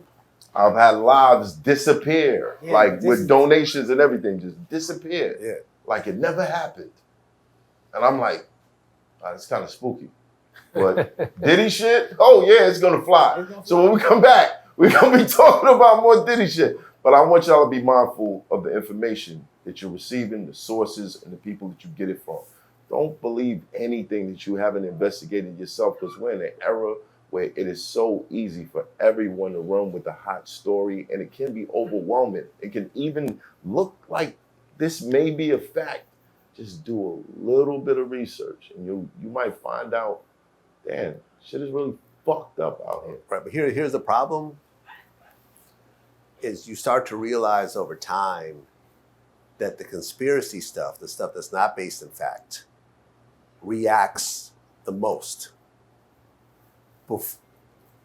Before the Cat Williams interview, the biggest interview on the internet was Joe Rogan talking to an alien expert. And I've interviewed, Stephen Greer, other alien experts as well. All this stuff isn't based on fact. Like no one's ever has a 4K video of a UFO. No one has an actual video of an alien corpse or an actual alien. This is all conspiracy and, quasi science fiction and whatever else. Right. That was the biggest interview ever.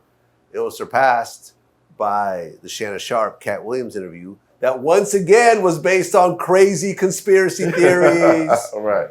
Yeah, Harvey Weinstein wanted to suck Cat's dick for $50 million. Really? For $50 million. He wanted to get a conspiracy theory. That's a story. It's not a real story. It's his real story. It's a made up story that's not true. And there's a lot of stuff in there that Cat said that was fantastical and sounds crazy and funny, but none of it is based in fact. Very few people came forward and said, yeah, that's actually true.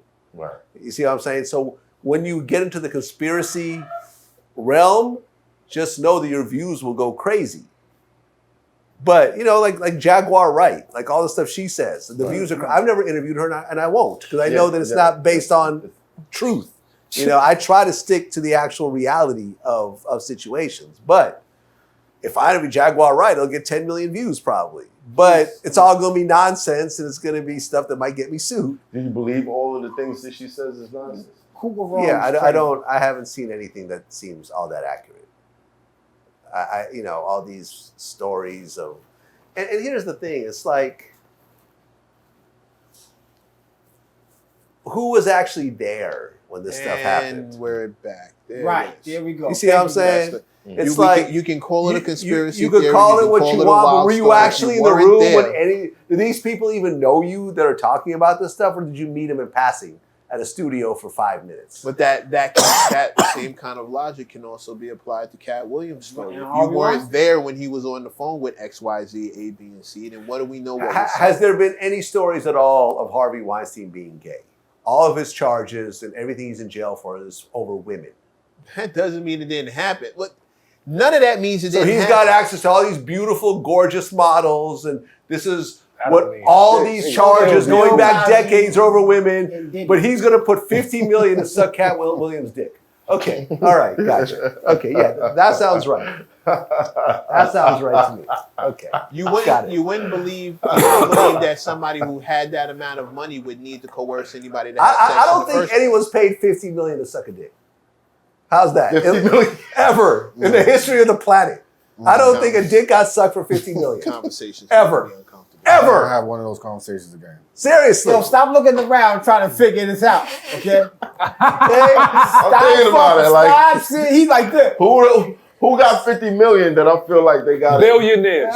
They got it on their knees. Like, billionaires probably did that before. Billionaires? 15 million. Billionaires probably did that before. Like, it's probably a Saudi prince somewhere, right? Billionaires probably did that before, bro. Right? Hypothetically speaking, right? Bro, It's first of probably a all, Saudi prince. One of these singers came you don't think that ever the happened chicks in life? that get flown out to Dubai do not come back with 50 million. You know what happens? They come back with a reason to see a psychologist. They do not come back with 50 million. Hold on. Here's the hustle. They don't come back with 50 million. Here's the Dubai hustle that I heard, right? Here's the Dubai hustle. Some dude will be like, seeing some Instagram model, yo, I'll fly you out. I'll give you 20,000. Yeah. You know what I'm saying? To do your thing, whatever else. They show up, they do their thing, they get 20,000. They go back to the airport. These guys are connected to the airport. Is that sex trafficking? They find the cash in the bag and they confiscate it. Give it back to the guy who paid it. That's the hustle. Is that sex trafficking? Why do you know this shit? You hear the stories. No, you hear the stories. You hear the stories. You never heard about the Dubai stories? I never heard about the scam on the cash. Oh no, I've heard that before. Look, you listen. Is that what You meet a bad joint, you better check her passport. Nigga. If she got the Dubai stamp, 2 days. you might want to. You might want to just like, get her. yo, we was only there for 2 days. That's how she paying them bills, boy. Nah, son. Nah. Yo, we gonna take a 5-minute break. Word. Can I say a joke? Yeah. Can I do a joke? Yeah. Can I do a dad joke? Yeah, I'm a dad. Why did the chicken cross the road? To get away from Diddy? Chickens. Diddy was chasing it with a bottle of baby oil. That shit was whack. That shit was dumb whack. That shit wasn't funny. I thought you said you were doing a dad joke. It is a dad joke. What kind of dad That wasn't even a dad Hey, joke. pick your jacket. Bad dad I mean, joke. Bad dad joke. this is where we're at now, right? But, you know, again, innocent till proven Diddy. Yo. They're saying that he's refusing to eat. Yeah, he's saying he thinks it's going to be poisoned. Okay. But here's the interesting part. I was talking to my man Truth, my security, on the way here, and what he thinks is that the guards are actually slipping him actual real food, so he's not eating his meals. So it looks like he's not really eating, but he's really getting slipped some actual like high-end food. They got him on suicide watch right now. They say that, but I think after Epstein hung himself, Right. and there was no guard, the camera was out, I think anyone of that caliber going in, they're automatically going to put them on suicide watch, just in case. Right. Because the jail looked horrible after Epstein. Right. And the conspiracy theory is going to go on till the end of time. Oh, he was killed by someone because he was going to snitch on all these powerful people. I don't think that's really what happened. Because I interviewed Alan Dershowitz, who was his lawyer at one point, who actually got him the original plea deal before he was charged with extra stuff. And I said, do you think, knowing Epstein the way you did, representing him, working with him, do you think there was some foul play? He said no. He said, what I think was he was just used to a certain type of lifestyle for all these decades, living at the highest level, and I don't think he could really get his head around being in prison for the rest of his life, and he just didn't want to go on. Which to me sounds like the more likely scenario. Right. And this is coming from someone that actually knows him. I've never met Epstein, and no one here has either. Right. But, okay, so this Diddy thing is not something to be concerned. I mean, I don't think so. You're speculating that somebody may be slipping in food. What if they're not? A hunger strike is a hunger strike. I Yeah. mean, And why would he believe that someone's going to poison? because people don't come out of MDC. I was told when I was in MDC, when I got arrested for like a suspended license, I was told not to eat the food. The other inmates were like, yo, man, don't eat the bologna sandwiches. No, none of the guards eat them either. Like don't eat that shit. So I did it. I went to juniors afterwards, when I got out. Wait, you went to MDC for traffic violation? Well, I had to, I'm not sure if it was actually MDC, because first I got arrested, I was put in the precinct, but then a cop got shot that same night, so I had to stay in the precinct for like 2 days, and then I got put in central bookings. Is that MDC? No, that's he's talking about the tomb. Central bookings. Manhattan, It felt like, I thought it was the Was two. it Manhattan? It was Brooklyn. in Brooklyn. Yeah, they got an MDC in Brooklyn, and they got one in I Manhattan. didn't know, I was in the feds. It wasn't the feds. It wasn't I the got feds, right. arrested locally by Brooklyn PD. Yeah, So then I was put in central bookings. I was moved You around. said- When you left out, he so- was in Atlantic Avenue when you came out? But yeah. Yeah, he was there. He's So- at home. so- I never so heard that's of not Brooklyn MDC. PD though. That's no. That's not, okay, my bad. MDC is that's- down with the Brooklyn Navy Yard. That's Brooklyn House. That's Brooklyn House. Too. Okay. My My bad. point, Right, the point right, being, right. they told you not to eat the food. They told me not to eat the food. You never eat the food. I was told not to use eat. the sandwiches to get out. Yeah. You gotta I They didn't used to use the sandwiches as pillows. I'm What's telling the what's the saying? Just because you're paranoid doesn't mean someone's not out to get you. Absolutely. I think it's a strong possibility. We've seen a lot of things that don't really fit, that don't make sense. Racketeering case, one person gets arrested. Yeah. Never really saw that before. You know what I'm saying? Is there such a thing? There is now. Homeland Security searching someone's house that's not suspected of terrorism or never really seen that before. So I would understand the paranoia of, well, It's not really. Going by that is paranoia because after 9/11, a lot of things changed. So Homeland Security is absolutely supposed to be out here checking for cross-border, like missing children and trafficking and all that. Right. Yeah. That falls under their purview. That's true. Right. That's first things first. Second of all, paranoia that they gonna slip you, not poison you and all of that. He's under MDC cannot afford for him to die. They cannot afford that. what if it's not for him to die? It's for him to become incapacitated in some way. The last thing you want to do is be weak when they come before you. You guys lack imagination. All these things, like just lack imagination. Like Where does your imagination take you back? It's the possibilities of literally endless. You are talking from the perspective of a billionaire who has been rich for a long time. The longer you're rich, the longer you can make enemies. The longer you stay on top, the more enemies you almost have to make. And if your enemies are as rich and powerful as you are, then anything is possible as long as someone who's working a 9 to 5 has a price. You don't know what this man has been doing for his entire run. Nobody knows. He could be helping charities. He could be a fucking supervillain on the low. Like, I hear all these different stories from my years in the business. Half are good, half are terrible. You don't know if the people who are telling you the terrible stories are lying. You don't know if the people who are telling you the good stories are exaggerating. You've seen too many media spins. You've seen too many people who swear that this happened, this happened, this happened. You just take their word and run with it. And they could be talking about either way. But you're still not telling us Yeah, no, why he's not eating. I I already said that. I just said that. I literally just said, because if you're powerful and you have powerful enemies, Right. You don't even know if the people who you think are your enemies are even giving a fuck about you. What's in the food? That's what I'm That's trying it. to That could be. Maybe he just don't want to eat that shit. Maybe he used to steaks and lobsters and shit. Exactly. I eat fish, nigga. I don't eat that shit. One at a time. Wait, I also heard this. I heard that based on where he's situated, he gets the final serving of food, and sometimes it's moldy, and you know what I'm saying? Like he's not getting the first batch fresh off the heating, whatever. You don't know the condition of the food. So you're getting cold, nasty food, potentially moldy, and so forth. He's used to, because I remember I read an article that is basically talking about the phone calls he's making. You know, he called like his pastor, he called his kids, but one of the people he talked to was his dietitian.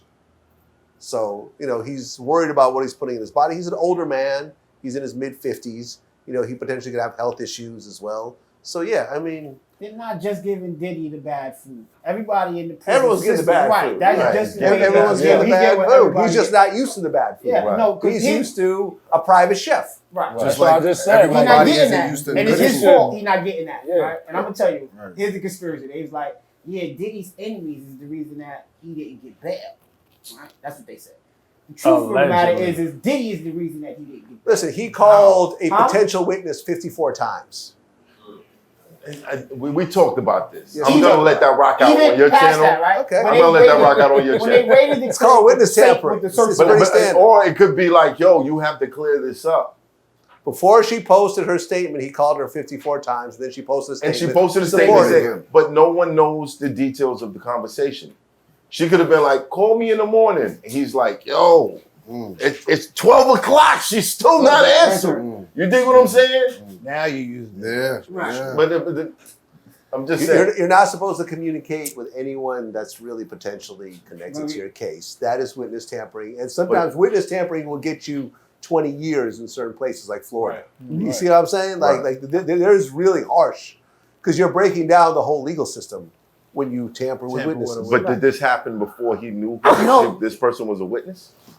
Thanks. She was connected to someone who was suing him based on sexual assault claims. So yes, and this is what he assumed he was going to get indicted for in the grand jury. So it's not that hard to put those pieces together. Okay. But again, he ran. Like Mav said, the call could have been, yo, I need you to talk to X, Y, and Z and clear this shit up. Like, she's bugging, blah, blah, blah. Yeah. What the fuck? And if I thought... But that could potentially be witness tampering. Of course. Yeah.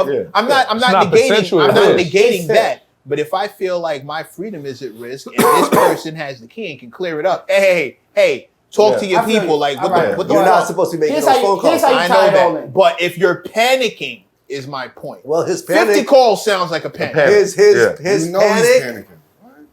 he's essentially contributed to him not getting bail. No, would you be calm? No. Negro. When they sent that plane, when they did the search, you panicking. I don't hold on. Right. I don't have this kind of situation ever happening.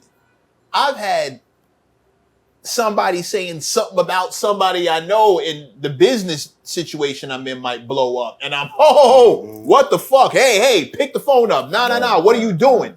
What did you just, I'm looking at an email right here. What the fuck? I've panicked in that way and didn't have my freedom on the line, didn't have hundreds of millions of dollars on the line, didn't have my family at risk, my reputation, my business, my career. None of that shit was at risk. And I've made 20 somehow. Yo, you were supposed to call in the morning, bro. It's 11:30. What are you doing? Like, come on, we could get, hey, what's going on over there? That's why his numbers are up like that. Right. I'm not, the 50 calls ain't my thing. When they raided those homes, right? When they raided those 2 cribs, that nigga fled. He sent his jet to like Bali. He was hidden out. And when they came for the arrest warrant, because the search warrant wasn't an arrest warrant, right? Search warrant. When they came with the arrest warrant, the first, I looked at it, I said, they're not going to let him live down the search warrant shit. Yeah. You're a flight risk. They didn't say anything about 50 calls, witness tampering. They said he is a flight risk. He has the means and ways to do what he did the last time. But when he offered the bond, he offered his plane, his passports, his plane. Well, he took his passport anyways. Right. He didn't offer the He turned it over. But when it came to the bond, here's the houses, here's my private 50 million? Everything. 50 million. If I go like this, right? You ever That's heard not saying, that much. don't give anybody any... Because you're paying 10%. It's only $5 million. Yeah, but it's not that much. That's still a lot of money. Not for Diddy. Not for Diddy. Not for him. Not for Diddy. My main He point probably is the spends plane. that in travel for you. Not My for main Diddy. point is the plane. It's not that much. My main point is the plane. Like he offered his plane. Right, but as you got bond and they friends that rejected. have Right. planes. It's too late though.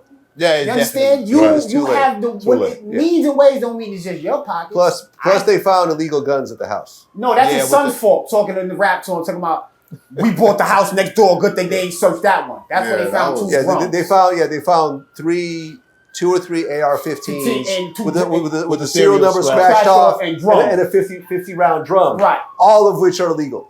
All of that. Listen. All No, of no, which no, are no, legal. no. Let's not put that on King Combs like that. No, I'm not saying. Well, King I Kong would have has never anything to said do we with it. brought the house next door. Maybe shut the fuck up sometimes.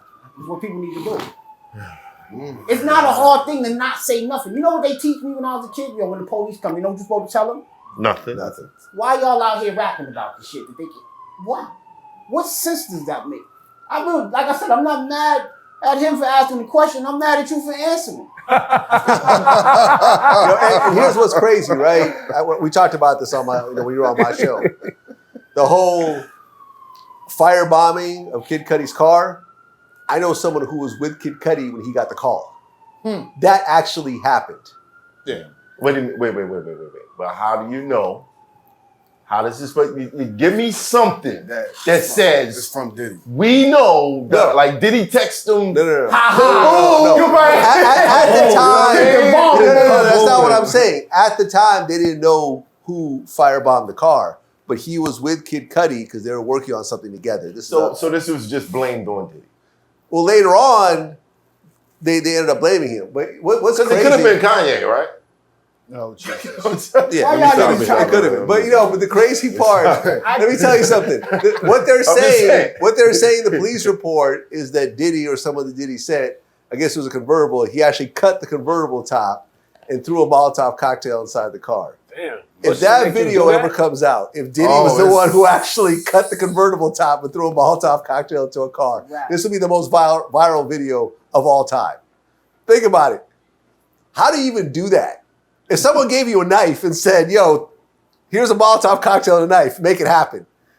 You'd have to think about it for a second. You know what I'm saying? Cutting a convertible top with a knife That's is some probably good fairly pussy, a nigga difficult. doing that. And then you That's gotta the light the astronaut Molotov pussy. cocktail Yeah, without that letting yourself on pussy is fire. super good. It's a bottle of fucking gasoline with a rag on it that you gotta light on fire. This is not like No, it's a pure. Listen, if you ever supervillain shit. attempt that, Very simple just method. make sure you stay at a good distance. How about you Very don't good do that? How about we just encourage people to not do Hey, that. man, sometimes the But imagine if circumstances. there's a video sometimes of you Diddy gotta actually firebomb it in doing the car. that. You know, That would go more viral than the Cassie video. That's crazy. Yeah. Seriously. Yeah, no, a video Trying of to cut it Diddy open like on some joke. Like, But cut I yourself a don't little respect bit. that video more than the Cassie shit. I don't respect the Cassie shit at all. Yeah. I kind of, if I have to firebomb in the car, I'm like, yo, you know what? Maybe Kid Cudi asked for it. I don't Oh, know. for the love of God. I know you said to get some paper towels or something, but that's ridiculous to the motherfucker. How is this a thing? It's a duty. Okay, so Oh, is that a crackhead? They sell the best stuff. that's not a crack.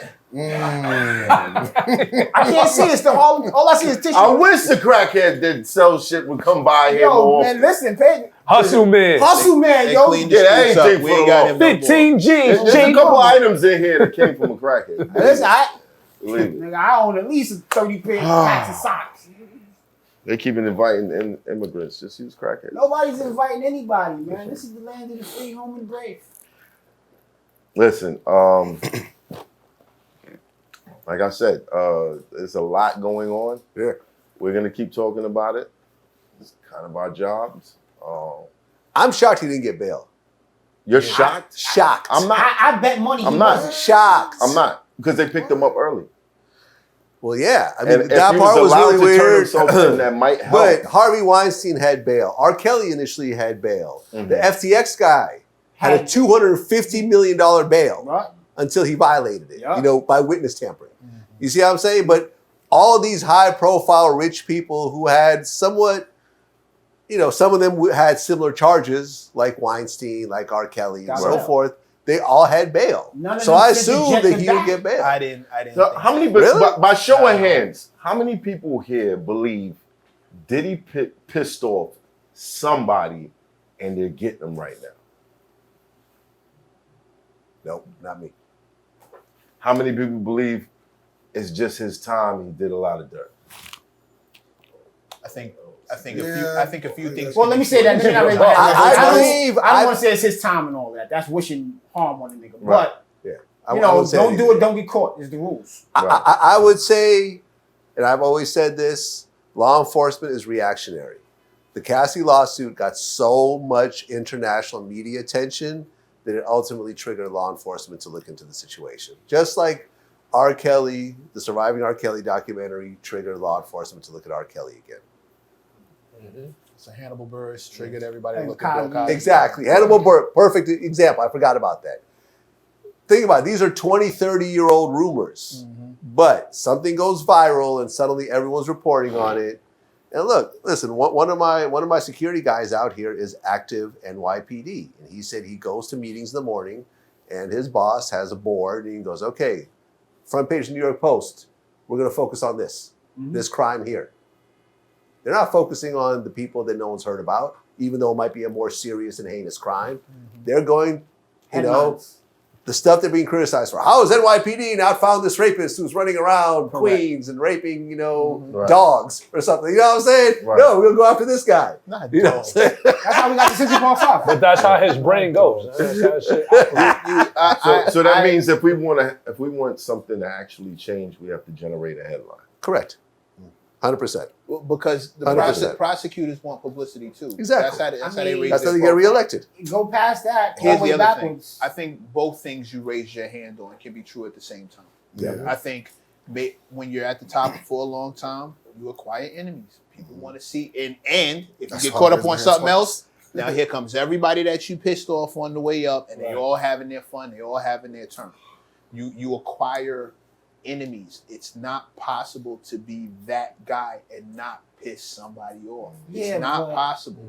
Even if you're justified in doing what you did to get to the top, even if you didn't cut anybody's throat, somebody either feels like, A, that was supposed to be me, B, you did me dirty on that deal, even though the paper was right there. You could have, I just did business, but hey, you did me dirty. Fuck that. It's your fault that I'm here. Blaming. Nah, And you keep company with, I've seen these rich dudes in these rooms who are hating on somebody who has the same amount of money because he's getting more girls, he's getting more attention, he's getting this, he's getting that.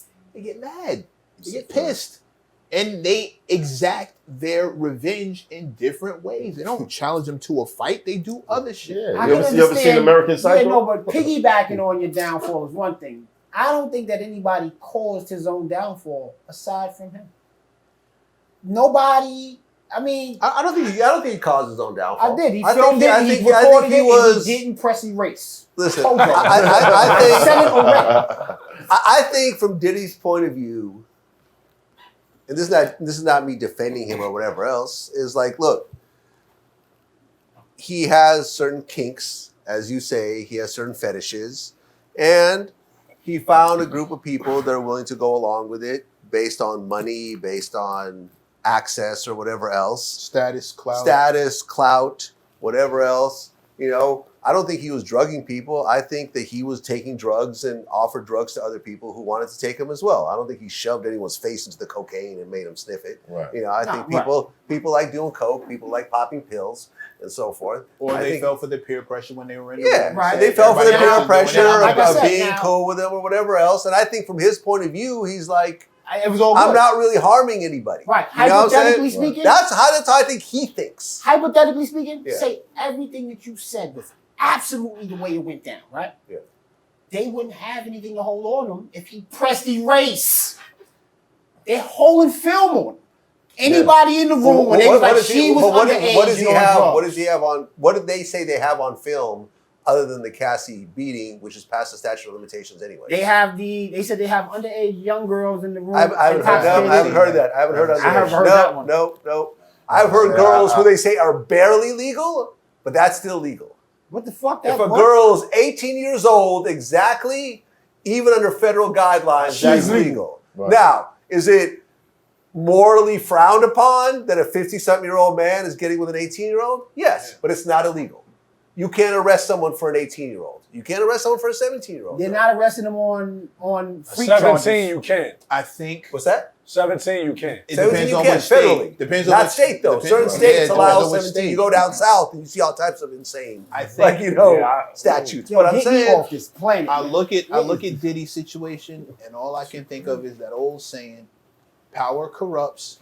Absolute power corrupts absolutely. right. That's what happened to him. And I think in his mind, I don't think he felt he was doing anything wrong. You know, notice how none of the male prostitutes are coming forward and saying they got exploited or whatever else. You know, the female prostitutes or whatever else. Picture that. Picture that. Imagine Yo, that's not listen. even the same. Bro. They all got paid. Paid. It's Cassie? This one's on me, Puff.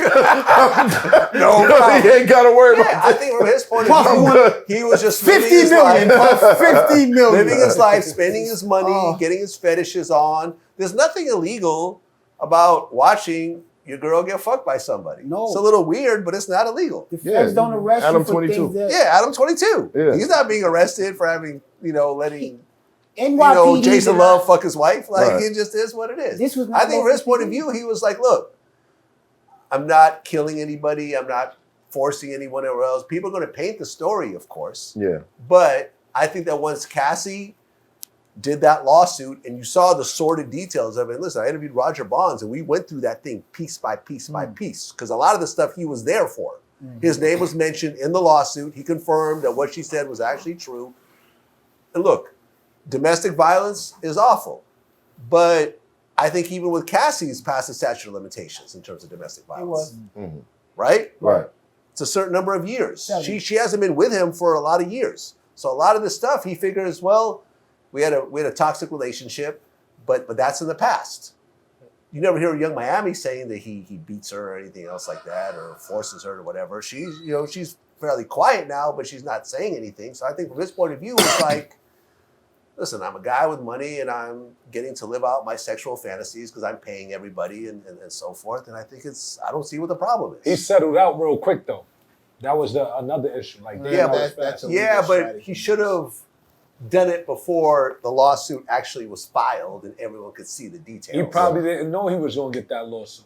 Oh no, he did. Yes, he He did. did? 100%. 100%. He was out did. there already. Yo, I'm gonna fight this, and this is disrespect my name and disparaging. Right. Yeah. But he was damned if you do and damned if you don't. Like you fight it, you look guilty. You don't pay it fight off, it. you look guilty. Right. There's no real way around. There is no way with around the it. companies, with the But he companies that he probably, was in in bed retrospect, he with. should have paid it off. Yeah, but this Yeah, wasn't state police that came and got him. But then These they are the feds. absolutely They would have don't said, say- "Oh, he's guilty" or whatever she Well, said. but you don't even know. No, I she get would've gotten that. paid off. I get that. No, you got to keep in mind at the time, Diddy was in bed with companies who wouldn't tolerate being associated with something like that, whether it was true or false. Correct. So you can't have it out in public. Paying So off let's looks like say an admission of guilt. No, I hear what you're saying. But that's not what reality, If what if paying off? Yeah. What if paying off is like, I'm gonna give you this $30 million, so I don't lose this $500 million over here. Right. You still run the risk of the court of public opinion deciding that you're guilty because you took that action. Right, but fellas, which is crazy. Fellas. It's not an amendment of guilt, like you said. What I'm saying is, before I even land that plane, you still run the risk of the court of public opinion deciding you're guilty. But what I'm gonna say is they were gonna do that one way or the other. Right. If he paid it off, if he didn't pay it off. Right. You're guilty. The accusation alone is enough. And whatever action you take, there's always somebody to go, he's fighting it, he's guilty. Right. He's not fighting it, he's guilty. Like there's no here's always a coin. Here's the bigger People will believe what they want to the believe. bigger problem though is this, right? Once she filed the lawsuit and you saw all the details of it, now it's in the public eye, he goes and settles. But when it comes to settlements and NDAs, those are considered private agreements. So a criminal charge supersedes erases those. It supersedes it, meaning that Cassie will almost assuredly take the stand against Diddy. So you go and get this big payday, and then you end up getting screwed by her anyway. So he should have never gave Cassie the money. He should have never given her the money. He should have just denied it and let it play out in court. Right. Because isn't that money he owed her? No. It wasn't money he owed her. No. It wasn't... But after the videotape surfaced, I don't think there's many people that's gonna gonna say, you know, maybe there was bullshit in No, the listen. lawsuit. I mean, once you get caught on tape dragging and beating a woman through the hallway, not much of your word is going to be valid. And who knows what other evidence she had? She had none of it. I don't know. No, I'm sure she has videos. She probably Text messages. The text message from the dead ex-wife shit though. That was the crazy. I hate this conversation because I'm not a you fan can't of it. even speak on if anytime you speculate, it sounds like you're shooting a bail and it sounds like you're defending them. And nobody wants to defend domestic violence. Right. But even speculating, it just sounds hard. like you're trying to cop a plea for. But I know what it sounds like, but we do have to be careful with being okay with people tossing out propaganda or information that we have no way of knowing if this is actually true. We have seen a clip of something that was horrendous. But everything else that's followed behind that, we haven't seen we haven't seen that. Yeah, like the Lil Rod lawsuit seemed like it was all nonsense. So like me, I punched niggas in the face. That don't mean I shot a nigga in the head in what you call it. But just because I punched you see me punch a nigga in the face, I don't want you to believe that I'm gonna go shoot the nigga. Right. You know what I'm saying? I don't want that. So we have to really. It's hard. Until I see. Listen, I'm a person that believes like it's science, it's law. I watch. I'm not just listening to anybody that. If you didn't study law, I'm not gonna listen to your legal opinion. Right. I'm really simple with these things. So I can read a book. I can read a law. I can see the trial. Until those things all come out, I go with what I know. Here's what I know. The feds don't really miss. They don't come get you if they don't got you. That's true. That they came and got you means you did something. Because they don't, it's not police. It's not NYPD. You did something, but at this point, we don't know like I said, exactly what the fuck it is. Y'all are judging the freak. We don't know. For example, Murder Inc. beat their Fed case. Right. They walked away from it. But not guilty. That's true. Not right. They were offered, I remember I interviewed Chris and I think Irv about this. They were offered plea deals with no jail time. Just admit that you did it and this law go away, and they wouldn't do it. So that they can have the record, the conviction record. Right. Now, they lost their company in the process of doing it, ultimately, unfortunately. But they beat the feds. And you also got to understand, when they say the feds have a 95%, 98% conviction rate, 96% of those are like plea deals. Plea deals. Right. So once it actually gets to court, it's actually a little closer to whatever, 60-40, something like that. You could beat the feds in an actual courtroom, but too many people are scared to go to that courtroom because you blow trial 20, 30, 40 years. Now it's double. Out of here.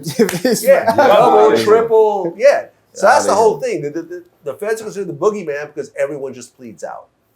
You rarely see anyone that goes up against the feds and actually wins because nobody ever does that. But it's been done. It's been done. Right. No, you have to have the means. And like I said, I've interviewed guys who did it. Right. Well, good luck. Good luck. Good luck. Good luck. Yeah. try not to. We out of here. It's Hoffa, trapper turn smack rapper. Only smack rapper that you know is smack rapper.